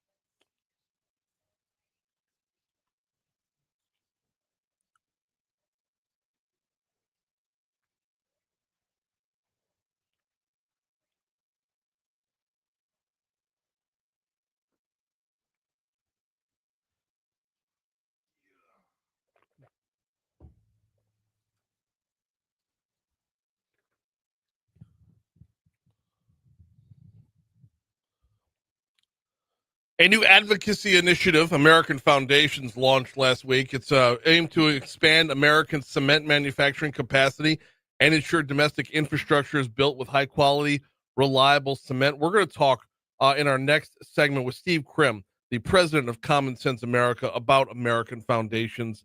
This kind of links back into the whole, if you're looking at job development or economic development and being ready on all fronts, well, bringing that in the house, handling it yourself is an important piece of that puzzle.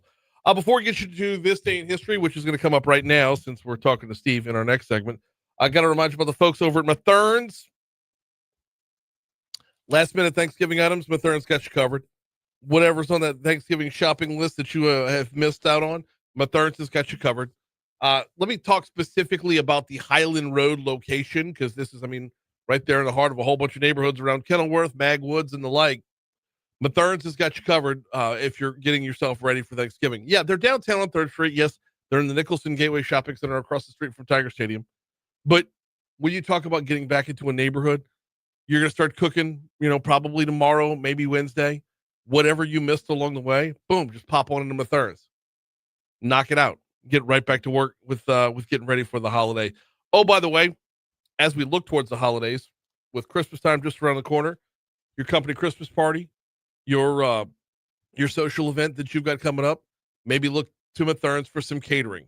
Tons of catering options available on their app and on their website. Learn more at matherns.com. All right, this day in history, let's roll.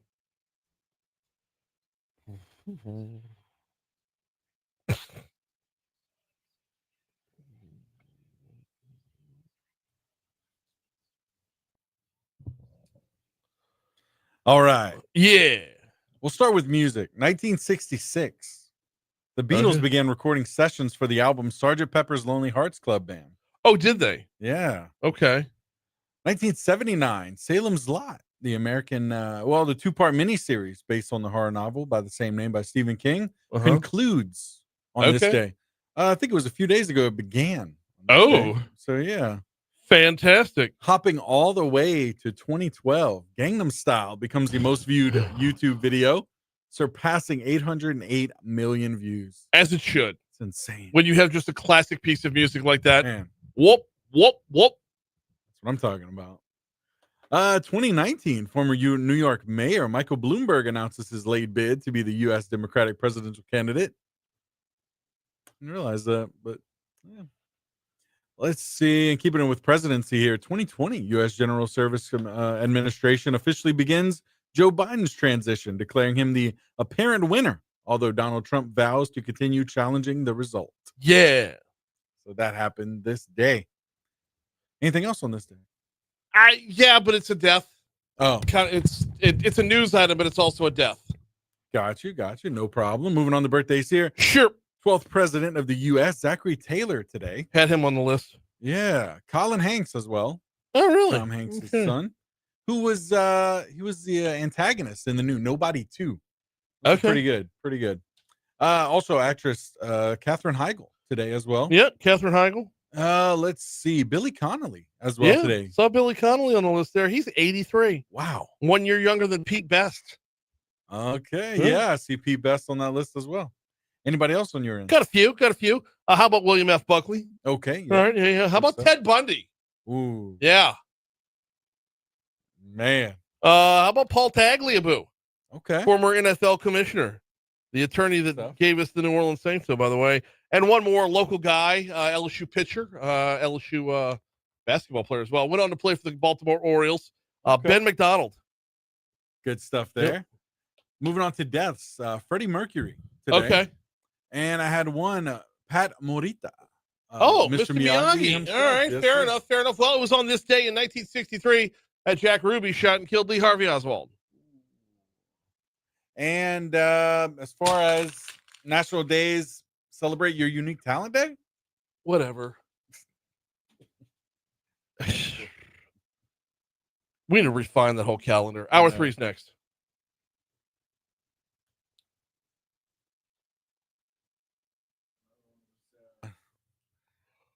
National Sardines Day. What? National Sardines Day. National Brand Day. No, they're all terrible. DB Cooper Day. He gets a day? What? It's the day he disappeared or something. I didn't see that on the list. Studio.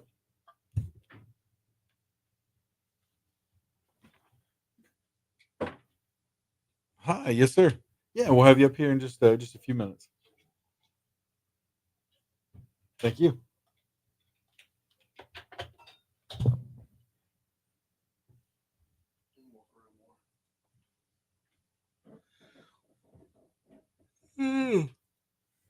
Let's see.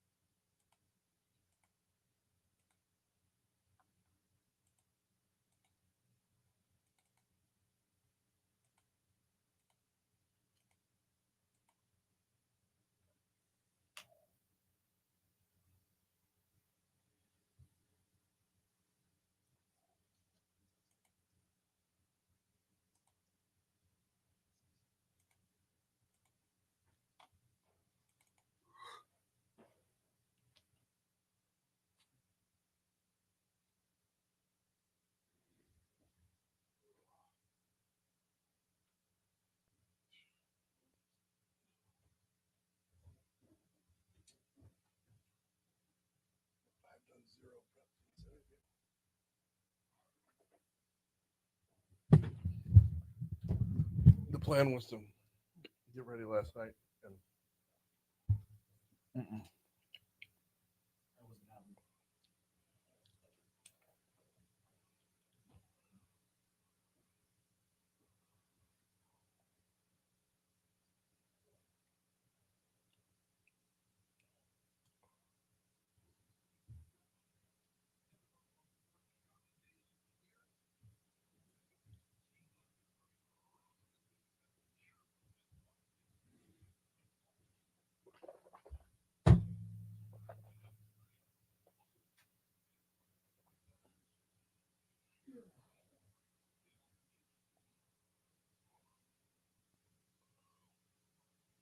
well,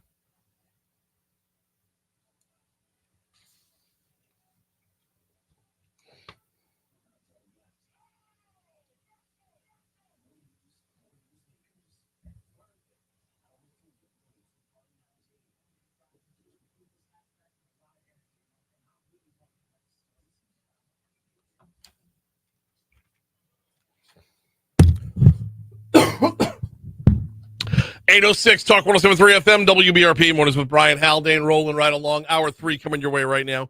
Brian here with you, JP producing. 57 degrees to start off your third hour. Coming to you live from the 180 Pros studio. 180pros.com is their website. Not your IT provider, your IT partner, 180 Pros. Hey, JP. We missed a birthday, dude. What did we miss? Sarah Hyland. Sarah Hyland. A.K.A. Haley Dunphy from Modern Family. That's it, man. Yeah. I don't know how. I had it on my list, and I skipped right past it. Oh, I know.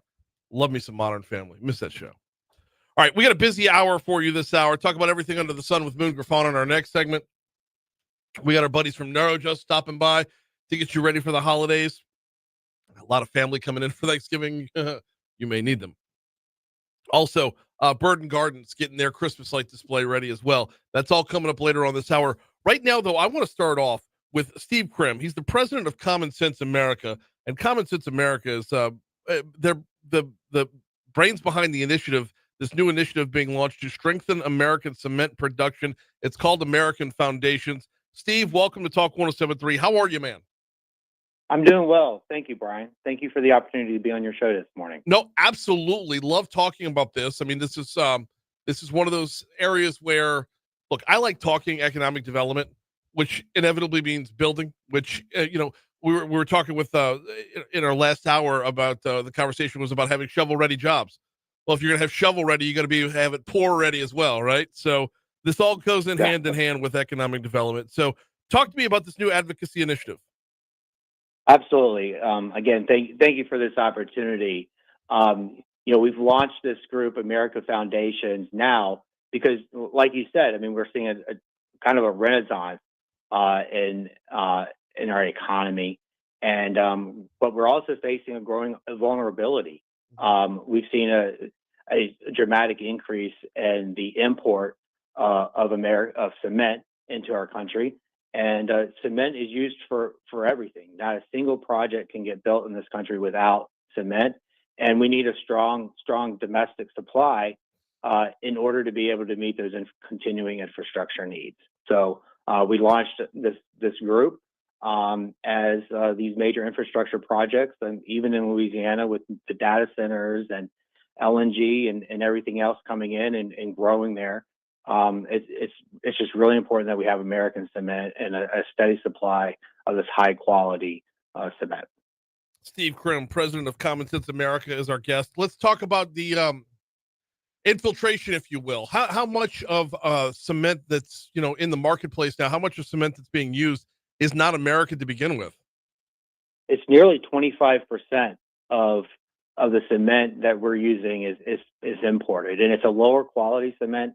It doesn't have those high standards that are required. And, it's hurting our at-home manufacturing. And, one of the key issues that Common Sense America is focused on is our supply chain needs. And when we are importing more cement or more of anything, it means that domestic production is drying up, jobs are going away, and we're losing that opportunity to kind of strengthen our own economy. What does American Foundations do in particular? I mean, let's say when it comes to protecting American jobs or building out communities, how does American Foundations go about making sure that we keep things at home? Well, right now, what we're focused on is raising awareness and advocating for new policies that those legislators and elected officials can determine moving into the new year with their legislative sessions and other things. I mean, one way would be obviously through some purchasing policies that encourage a reliable supply of high quality American-made cement. But right now, our focus is raising awareness and protecting American jobs, making sure our communities are strong and strengthen our national security around it. American Cement, the industry itself, provides nearly 600,000 jobs and $130 billion to the U.S. economy. And when we start importing cement, that money starts flowing to other countries, not our own. Who are our competitors on this front? Sure. I mean, they're really from all over. Some of these countries are not really our friends, are not necessarily completely friendly to us, and it all just depends on what part of the where it's coming in from the country, like on the east or west coast. Yeah, I didn't know if maybe give you a great example was after Hurricane Katrina, we had a whole lot of Chinese drywall that was just awful for us. I didn't know if maybe it was the same on the cement front. Like, can we pin down where it's coming in from? And when you can do that, you can kind of isolate where the weak spots are, the problems are. Right. A lot of it's coming in, I think, from like Turkey and places like that. Gotcha. Yep. Let's talk numbers real quick. We got Steve Krim with us. He's with Common Sense America, kind of the push behind this new initiative called American Foundations. It's a new initiative that's launched to strengthen American cement production. Let's talk a little bit about just when it comes to that 20 to 25% of foreign cement. What does that mean for jobs in America, numbers wise? What does that mean for building individual building projects that might be at risk at a later date because it was done with a lesser quality? Right. Well, I think that the life of those projects shrinking. Louisiana itself is facing some significant infrastructure issues. While things have improved, Governor Landry's done a good job of improving them. Louisiana is still experiencing a C- in its infrastructure report card. There's still 1,500 bridges across Louisiana that are rated poor or obsolete, and that means that we're losing roughly $10 billion a year, and sitting in traffic, damage to our vehicles, and just wasted time. So making sure that we have really strong roads and bridges with high quality cement that's going to last a lot longer than imported cement, it's critical, not just to our country, but to Louisiana specifically. Just getting launched with this new initiative, American Foundations. Where can folks go if they want to learn more? Where can folks go if they want to pitch in and help? Yes, thank you for that question. The place to go is our website is strongamericanfoundations.org. It's strongamericanfoundations.org. Sign up, follow us.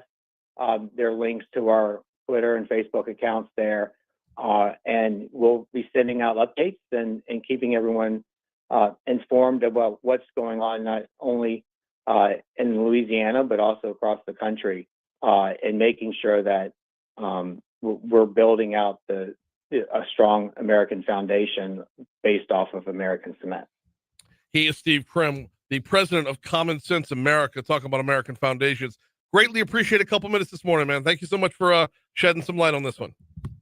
Thank you, Brian. Appreciate your time. Absolutely. We're at 8:15 to talk 107.3 FM WBRP. I'm supposed to throw to a break right now, but I do need to remind you about the Baton Rouge Metro Airport. FlyBTR.com is their website, FlyBTR.com. Let's talk about some flights in and out of the Baton Rouge Metro Airport last night, in fact.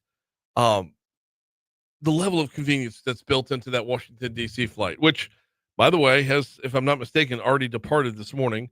Let's see. Oh, yeah, it's in air right now. It's going to land.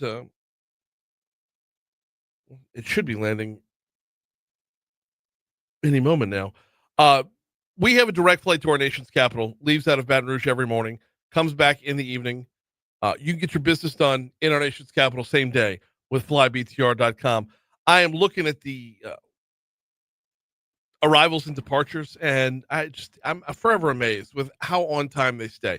I'm seeing one canceled flight from this morning.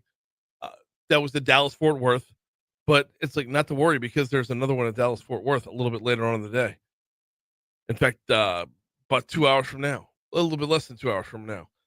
So as you're making your travel plans, either for business or for pleasure, take into account the entire experience. Learn more at flybtr.com. Quick break. Moon Griffon's next.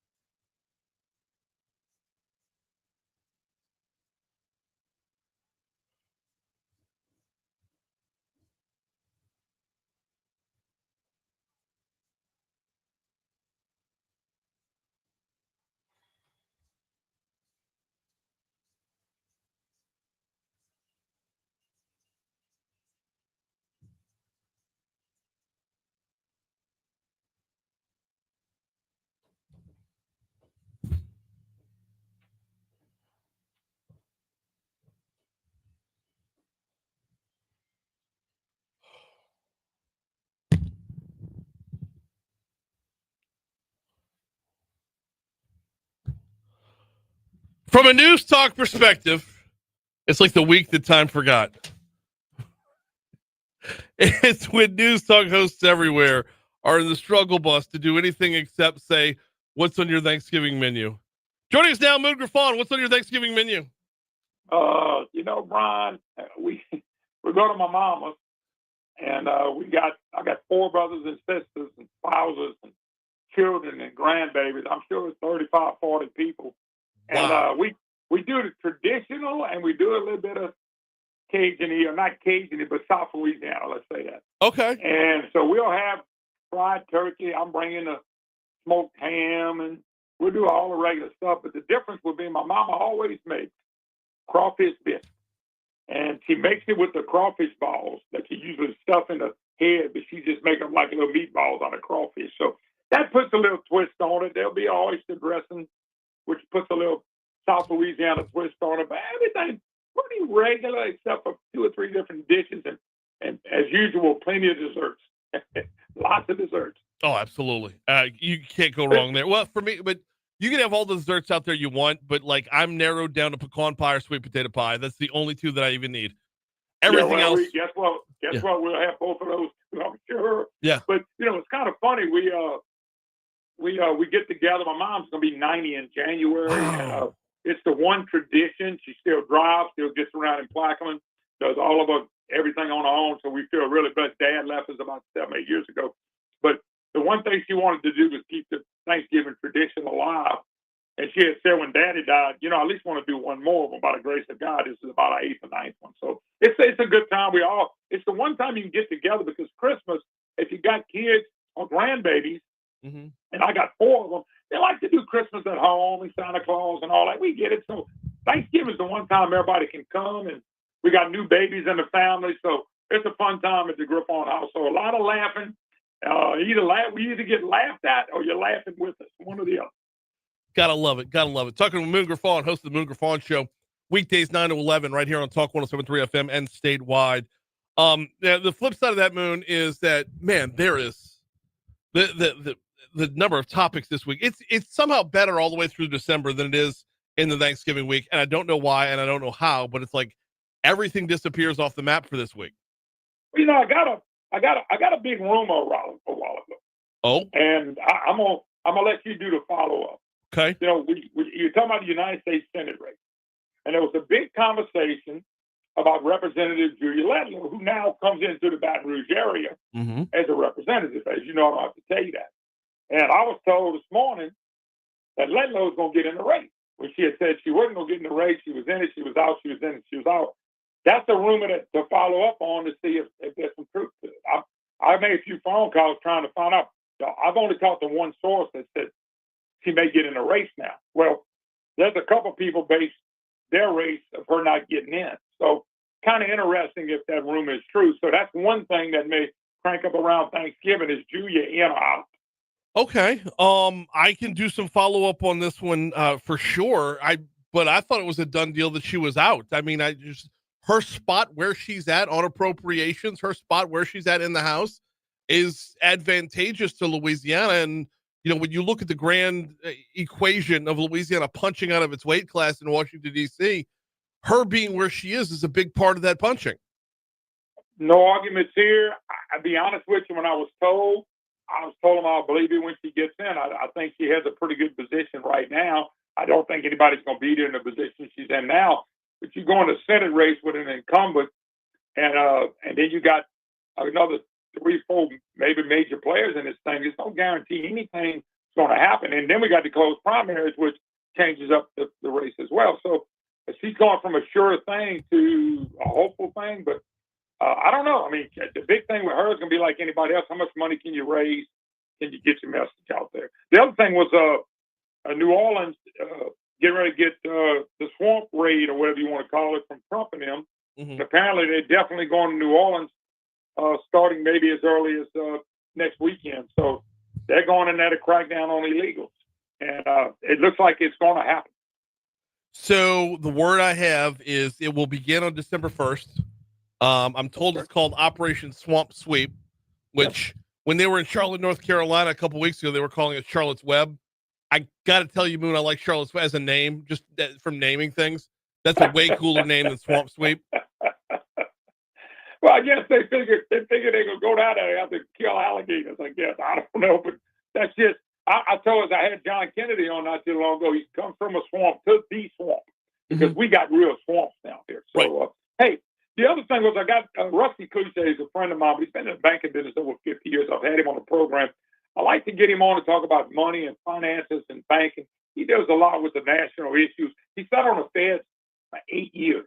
He's got a lot of insight of what's going on. So I got him on. And the last thing I want to ask you about, and I'm going to ask you instead of you asking me, is the Brian Kelly saga. Shouldn't they just pay the guy and be done with it? So I'm torn on this one because $54 million, if you could squeeze out anything under $54 million, then by all means, squeeze out anything you can. I mean, if I'm Brian Kelly, I'm sitting on that number saying, no, pay me.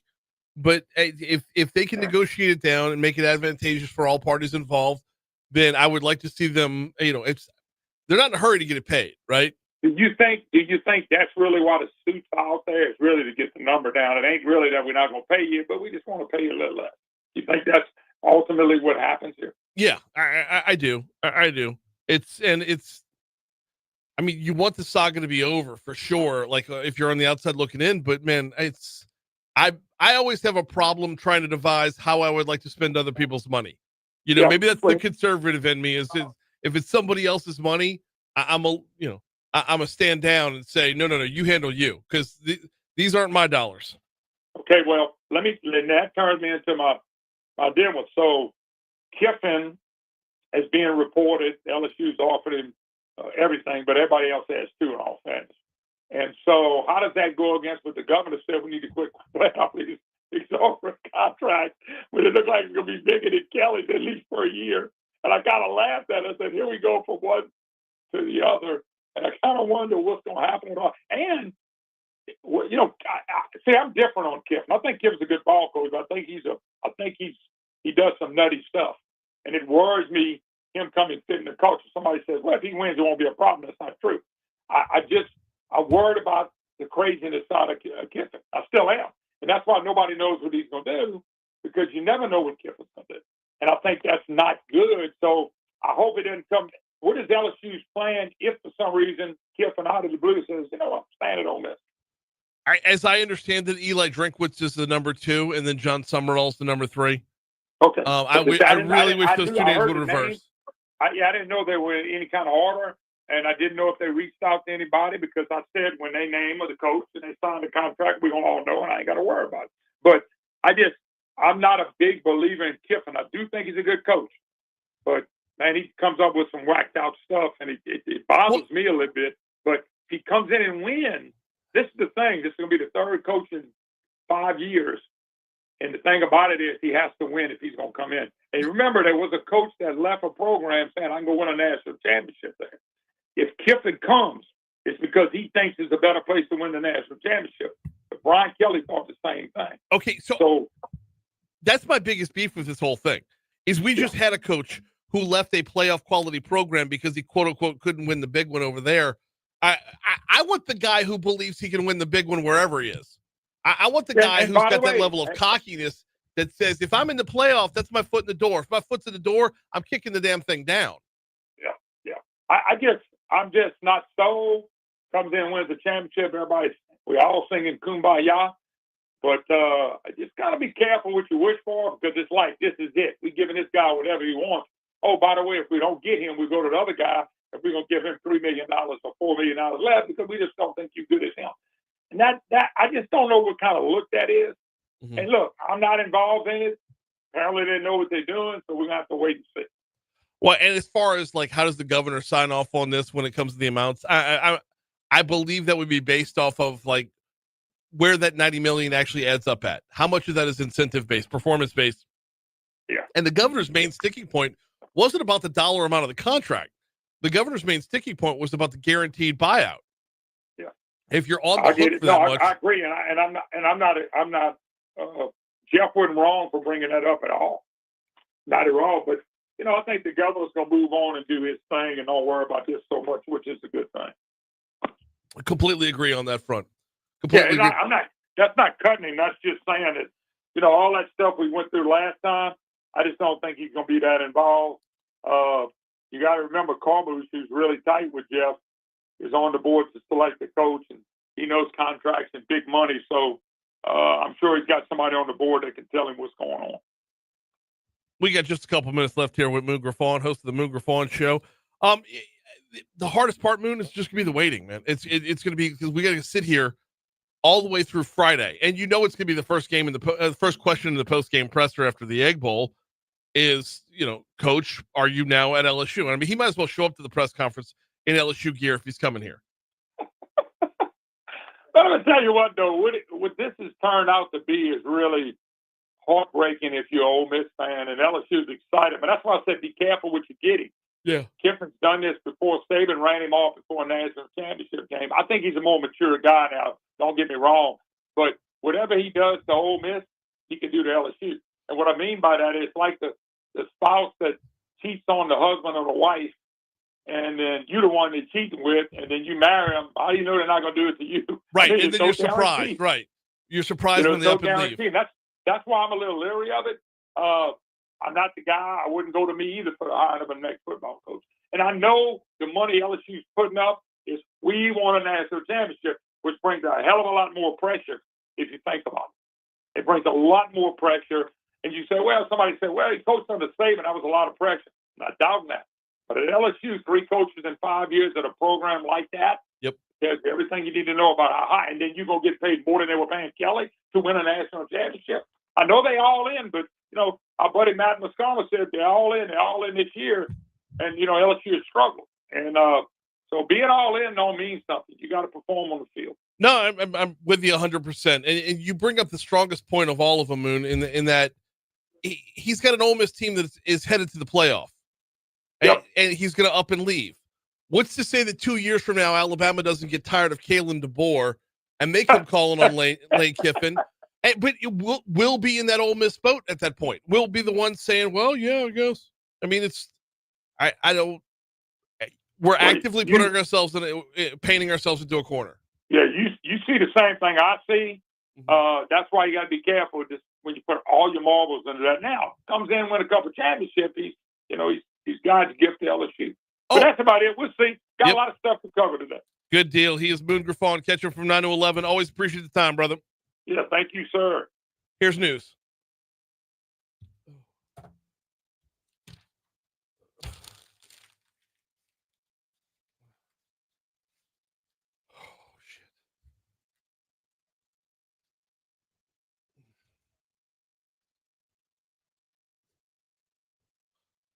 It's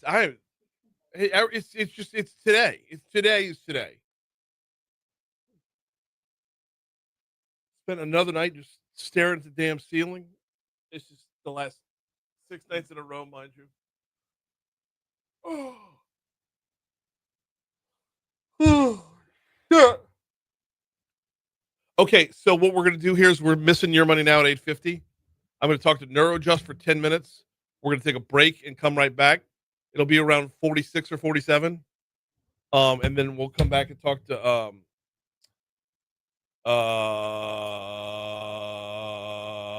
what are they called? Birding Gardens Burden Gardens. Studio.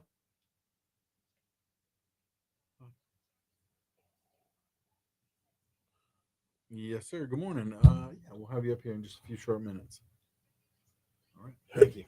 I get another flight of stairs and wake me back up. All right. That is Carter.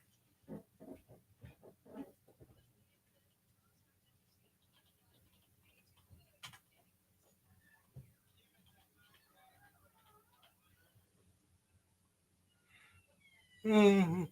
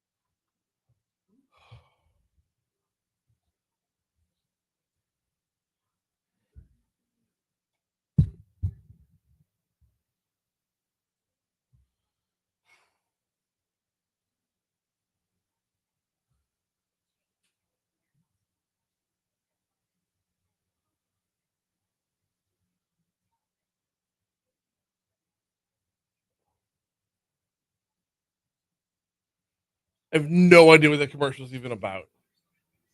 I just know she wanted to say Dick Durbin as many times as she could. Oh, Dirty Dick Durbin, man. What the?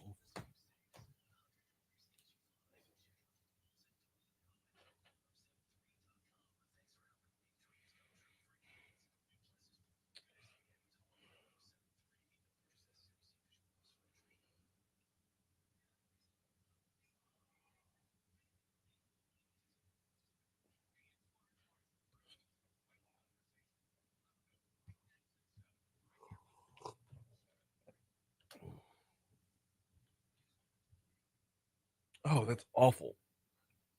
Last cup in the pot. Oof. Yeah. Got some coffee grounds in there or no? No grounds yet. Just that pot's been sitting on there for 3 hours. Oof. Snap. Yeah, nice and burnt. I like good burnt coffee. Yeah, that's it. Wake you up, you know what I mean? Yeah, real tannic flavor, like Little cat bit. piss. Yeah.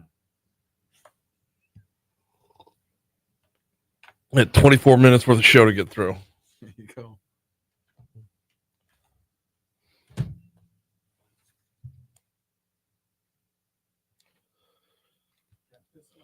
Yep.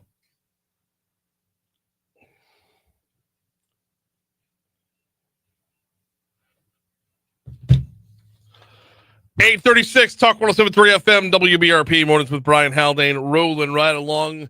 It is Thanksgiving week, which means the holidays are here, y'all. And that can mean so many different things to so many different people. Just on this front, let's start on this front, okay? When the holidays roll around, of course, there's added pressure, there's added stress, there's added anxiety. And there are potential triggers for those who suffer from anxiety and depression. There is the end of the year bills coming due. There is the people who are at the Thanksgiving table no longer. The Thanksgiving table doesn't look like it looked 10 years ago. The conversations don't sound like they did 10 years ago. There's a lot to be thankful for within this Thanksgiving week, but as the holidays are getting here, I wanted to check in with our good friends over at NeuroJust, just kind of touch base a little bit and talk about making our way through. Carter LeBlanc is with us right now. He's the clinic director here in Baton Rouge. Carter, good morning. Welcome back. How are you, man? Hey, good morning, Brian. Let's start on the positive front because since it is the holiday season and there's a lot of gratitude to be had out there. Let's start on the positive front. What are the people over at NeuroJust grateful for to start off with? That's a great question, and you framed up the holidays so well and what people really struggle with. But I tell you what, at NeuroJust, we're very grateful. Number one, for the results that we're getting for our patients. And I'm just personally grateful for my team here because it's not just a job to them, it's a calling. And we just love our patients. We love what we get to do every day, So I just had a kind of a highlight reel, a little bit of just some recent patients that have gotten those great results that I just wanted to share. Go for it. Yeah. So this is what gets us up in the morning, right? People who struggle mightily with anxiety and depression. Recently, we had a patient, and he had such bad depression that honestly, it was making him struggle with his personal hygiene. Okay? He wasn't showering. The number one sign of depression is lack of motivation, and he had extreme depression and anxiety. He was in his mid-20s. So we just, quote unquote, graduated him the other day, and his depression had completely fallen off. His anxiety had fallen off. He was showering. He was doing all the basic things in life again. And I high-fived him, and I'm like, okay, what's next? And now this guy's in his mid-20s. He'd never learned to drive because he had too much anxiety. He was not working. And he just looked me in the eye, and he was just like, I'm going to learn to drive, and I'm getting a job. And I was like, wow. I huddled the team up. I was like, we got to just sit here in this moment a second. We can't get just so used to life change that it's just another day, Mm-hmm. That was a huge one. And then recently we just completed treatment on a teacher. Poor baby. She had so much anxiety. She would just pull over at times and throw up. Oh, my. So all that is gone. She actually just dropped us off some pecan pies because she was so grateful, which she found out I love pecan pie. So now I have so much temptation here at the clinic. It's the right time for it, though, man. There's hey, look, there's TMS therapy, and then there's pecan pie therapy as well. They can be. I would argue the pecan pie can get the same results y'all can. Maybe not long term, but short term for sure. Definitely in the moment. We got Carter LeBlanc with us. You mentioned a teacher right there. If you don't mind me asking, how's my mom doing? Well, your mom is she is a precious lady. She's starting to notice some results. Mm-hmm. And I'll tell you what, she is so fun to talk to. She is such a character. Well, thank you. I appreciate that. When she heard me doing the spots and describing exactly what she was going through, because it's not so many people misconstrue depression with sadness. Yeah. And there's so many different manifestations of depression, whether you talk about being disengaged, you mentioned a nausea right there. That's one manifestation that's possible, but just brain fog is there. Insomnia is there. It's just the exhaustion of that constant fight or flight battle. It can rear its ugly head in a number of different forms. And, I was talking with mom the other day. She's like, I think she's about a third of her way through her treatment. She's like, I'm already starting to feel the effects. It's already starting to take hold a little bit. Which that's fantastic. I mean, that would make her an early responder, And you mentioned so many of the different elements of depression and anxiety. I think one of the toughest ones that you actually brought up is sleep. Mm-hmm. And, I did the protocol, and my REM and my deep sleep doubled, which your REM allows you to regulate your emotions better. Mm-hmm. And I stopped dreaming about Afghanistan. I'm a veteran. Oh, wow. Oh, Yeah. wow. Okay, man. I didn't even put the connection that they could go that TMS would have that deep of an effect. Absolutely. Carter, I try to tell y'all a story every morning, and I try to squeeze as much as I can into 60 seconds every morning. But since we have a little bit of room to run here, if you could talk a little bit about what TMS actually is. Right, exactly. It's, most people don't know about it, although it's been studied for decades and decades. It's been FDA approved since 2008, and the Canadians were doing it 10 years before that. Okay.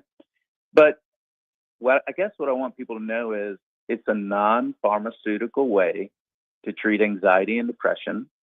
Essentially, it's almost like doing physical therapy for the brain. Mm-hmm. And, you think of it like this. I mean, if you messed up your knee, okay, what would you want to do? Would you want to just take pain meds and dull the pain the rest of your life? Or would you want to go into the physical therapist and get to the root cause? And that's essentially what we do. So TMS stands for transcranial magnetic stimulation. Okay. Essentially, it's just magnetic pulses that stimulates the part of the brain that helps you to regulate your emotions. And what are the results? The results are intrusive thoughts come down, motivation for life goes up, sleep gets better, and you're able to regulate your emotions. You have capacity to regulate your emotions.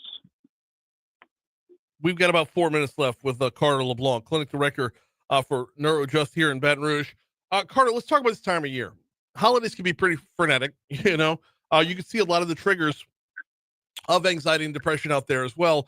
But there's also a side part of where the holidays are the perfect time to embark upon something like transcranial magnetic stimulation, something to embark upon actually getting out there and getting therapy, because number one, you guys work with insurance companies left and right. So you've got, it's kind of close of the year on that front. And if anyone has an HSA that they can't, they're going to spend before the end of the year, now's the time to get in and learn if this is the right kind of therapy for you. It's so true, and just practically from an insurance standpoint, this is the best time to get going because many people are at the end of their deductibles. They're at the end of their out-of-pocket maximums. So when January 1 hits, people's deductibles go up. Right. And so just practically, it's great to get in because, we take all major insurances. And that's big in mental health because there's many, many mental health providers that don't take insurance. But I love that we have that available for people, Mm-hmm. The, just being able to get a few sessions under your belt, because this isn't a one and done thing. When we were talking about, when you were explaining what TMS does, if you could please elaborate a little further down, like how long of a path that is. Sure. And I also want to say too, one thing I failed to mention is, we do take Medicare and we do also take Medicaid along with all those major insurances. Okay. But, what I always tell people when I first meet with them is this is a great treatment. It works very well. One thing it's not quick.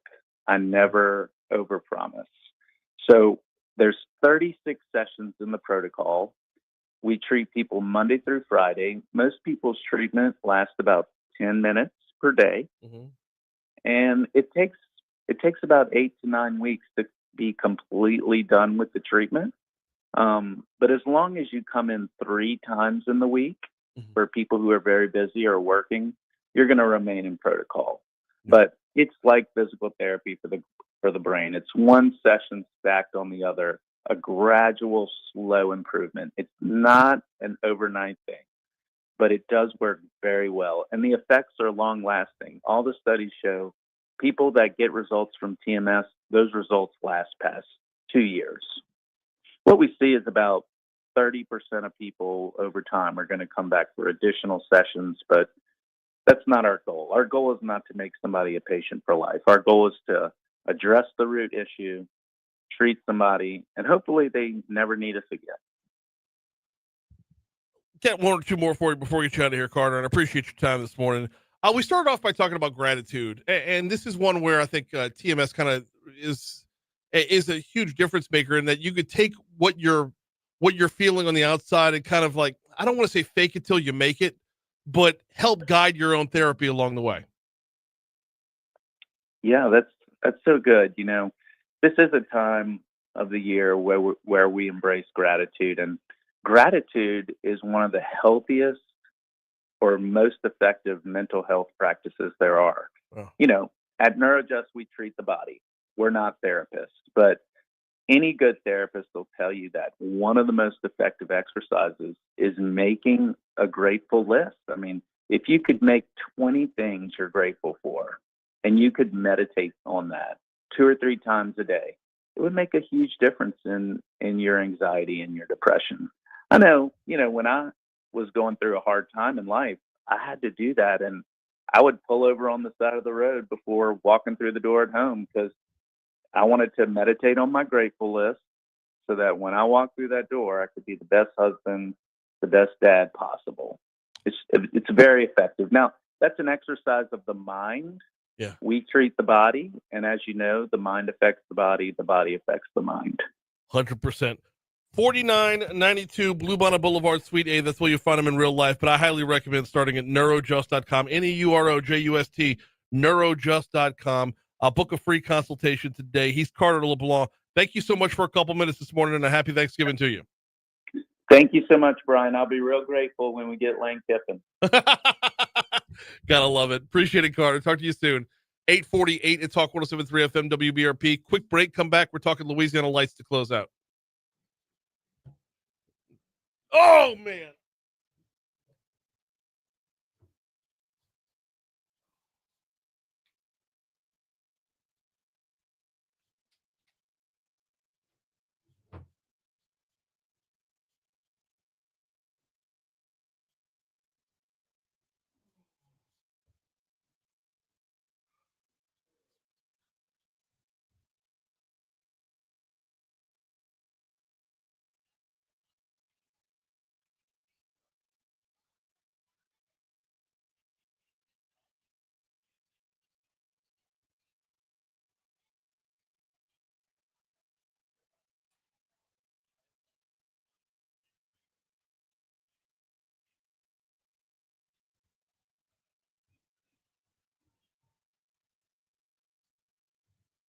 So yeah, everybody around here runs at like 1,000 miles an hour during football season.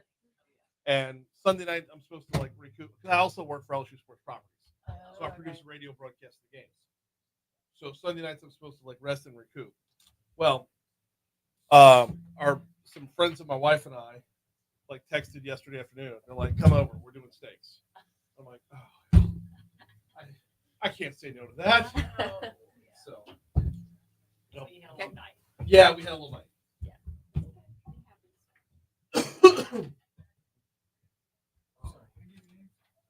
Mallory. My last name's Yuze, Uzee. They are. And Bridget. LABORDE.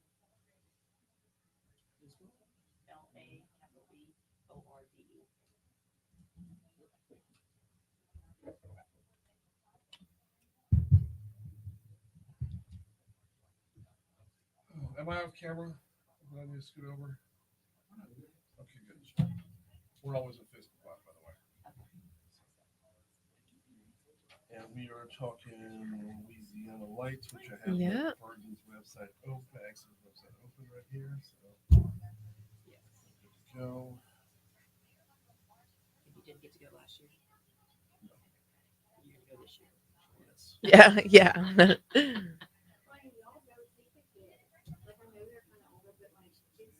It really is. Yeah, it's not like a kid thing. No, it's not Kitty.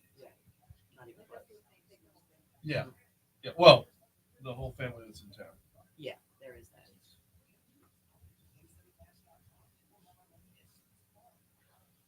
Yeah, I watched the little YouTube video that y'all have embedded in there. It's gorgeous. Excuse me. A lot of ground to work with out there. Oh my gosh, Joey. A lot of land, a lot of stuff. A lot of land. Small staff. Not a lot of people. Gotta wear. So, and yeah, we are Christmas light goers, to be sure. We'll do the, you give us a display, we'll find it. Yeah. Like individual houses, like Oh, yeah. Denham Springs, they get the messengers do their thing, and then they've got these houses in the Willow subdivision that they put up a billion inflatables and Oh, yeah. yeah. So, but yeah, we'll do the one over Baton Rouge General, and then I don't know why we didn't make it out to y'all last year. I can't miss. It's a can't miss. Do what? You know what house I'm talking about, right? Yeah. Yeah. And then like, they get, you walk up their driveway into their backyard, like, and gosh. it's inflatables everywhere. Really? And then like they're showing movies in the backyard on a big screen, and I'm the only one going, Frozen is not a Christmas movie. Yeah, Like we're all cold, but it's not a yeah, but movie. it's literally it's the middle of summer. That's the whole point of the movie. It's the middle of Yes, summer. Yeah.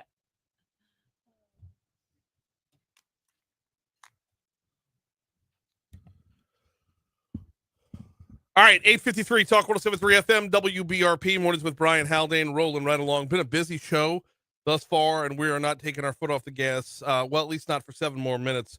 It's time to talk about what's going on for the holiday season at the Burden Center, Burden Museum and Gardens. Louisiana Lights is back. We've got Mallory and Bridget in with us. Welcome aboard. How y'all doing? Let's get y'all right up on the mic. Thanks so much for having us. No, glad to have you on. Greatly appreciated. All right, Louisiana Lights. Tell me all about it. Yeah, so it actually opens the day after Thanksgiving. So it's opening on November 28th, and Okay. that's going to go all the way through December 30th, and it's going to be on Wednesdays through Sundays. Okay. What is it? Well, Louisiana Lights is really a celebration of nature, and it's a celebration of the gardens, which is Windrush Gardens at Burden Museum and Gardens. It's a 100-year-old garden designed by Steele Burden, and the whole purpose is to really have the gardens come to life during the holiday season. It's an opportunity for families, children, everybody to come and be together and enjoy the lights. This is not just like a drive-through thing. This is a get out and Absolutely. walk and enjoy the whole This is premises. 100% walk. Yes, Okay. there is definitely no driving. This one's a park at the Rural Life Museum. Mhm. Walk through. It is. You can do it really quickly, but I don't advise that. But most people take about an hour to an hour and a half to walk it because there's so much to see. There's things to stop. There's pictures, lots of photo ops. Oh, yeah. Tons of photo ops. There's good food and drink. Crown Plaza is our food and beverage provider, so you can buy food and beverage while you're there. Make a Okay. whole night, have a meal. Mhm. It's lots of fun. So it's gonna be Wednesday through Sunday, starting obviously the day after Thanksgiving and running all the way through. You said December 30th. Yep. So let's not wait until after Christmas on this. Let's get in because you might want to take advantage of it more than once. I know oftentimes when you have a huge display like this, it's like if you're talking to somebody after the fact, they ask you, "Did you see the stream or whatever?" It's like maybe not. So give yourself a little bit of time to do both, or do it more than once. What can folks really look for? Like, what are some of the standouts once they get in there? Yeah, so I typically like to let people decide the standouts for themselves, but there are a few places that are kind of our hot spots that people really like to take photos in. You might have seen it online some, but we have a light tunnel towards the end of the show, Mhm. and that's kind of the major hot spot. We have people taking their Christmas cards there. Yes. We have people getting engaged there. We had probably, what would you Lots. say, almost one a night. Almost one a night. Yes. Yes. It was out of control. For Be real. engagements? Engagement. Popping the question. Really? Yes. Under the lights of the tunnel. Yes. Oh, Yes. that's fantastic. Yes. And y'all do wedding receptions out there too. Oh, so yeah. Yeah. do you just turn around and book them It's like instantly? full circle. It would be Like, nice. It would just be a nice. double sale right there. Let's go. Let's do it. Yeah. Yeah. The it is a great look. It's all about Instagram, right? It's Yeah. Always. yeah. So it's the perfect setting for that. Walk us through a little bit about like if families mapping out their night and whatnot, if you want to give this a good time and walk through, like take your time walking through and whatnot, on average, how long is the visit? It's about an hour. So Okay. some people run through it super quick, but we do have a lot of stops along the way for food and beverages. We have s'mores. There's a lake that you can stop at, and there's fire pits with s'mores. So it kind of depends on if you stop and eat. Okay. And typically we see people take about an hour to an hour 15 to go through it. Okay, and that's about right. Anything more than that, you're going to lose the kids' attention. Right. Anything less than that, it's like, what did we even do over here? So that's the right little mix down the middle. When it comes to putting this whole thing together, what brought this about? What made y'all want to take advantage of? Because I mean, we have such an unbelievable facility right in the center of town, and it's hidden, and like it's our own little secret garden. It is. It so is. what brought Louisiana Lights about? And you're exactly right. It is somewhat of a secret garden. Mhm. The property, although it is 440 acres, is somewhat of a secret to some people. They've lived here and didn't even realize it was there. So the premise of the show, like many botanic gardens across the world, really, is to raise funds and raise awareness. And so Windrush Gardens, as I said earlier, is 100 years old. Designed by Steele Burden. It's basically the family's backyard, is Mhm. what it is. Absolutely gorgeous backyard, but it is something special to see. And so the idea was over 5 years ago was to come up with something that would make the gardens be showcased at this time of the year and also raise funds because obviously we are a not-for-profit and it's difficult for us sometimes to raise the funds to care for all of the things on the property. And so this is an opportunity to engage and raise money at the same time. Partnering with Visit Baton Rouge for this. Yes. Yeah. That tells me that, I mean, like, right off the bat, this is worthwhile for folks to come in from out of town. So if you're in the Absolutely. outlying areas, if you're in one of the surrounding parishes, worth the drive right in the center of Baton Rouge for that. 100%. So last year we actually had visitors from all 64 parishes in the Yes. state. Wow. And from 45 states Okay. and 6 countries. Yes. Really? Yes. yes. So we had people travel very far to Mhm. come to the show. Okay. We've got about a minute left. In this last minute, of course, we got to touch on tickets, price, all the things like where do folks go to get tickets? Do they buy them in advance? Do they just show up? How much and the whole works? Yeah, so you purchase them in advance. You can go to discoverburden.com/LA Lights. Mhm. Parking is free. General admission is $22. Yeah.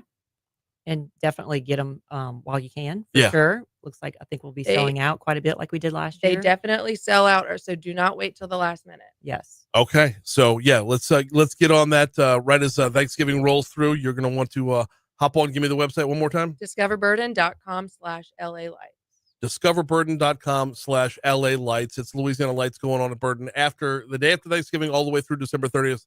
Y'all, thank you so much for a couple minutes Thank this morning. you. Thanks for having Thank us. you. Absolutely. We're out of time. We're all done for today. We got to get out of here. Moon Griffon is coming up next. We will be back at it tomorrow. See you then. Facebook, we get a bounce. We'll see you tomorrow.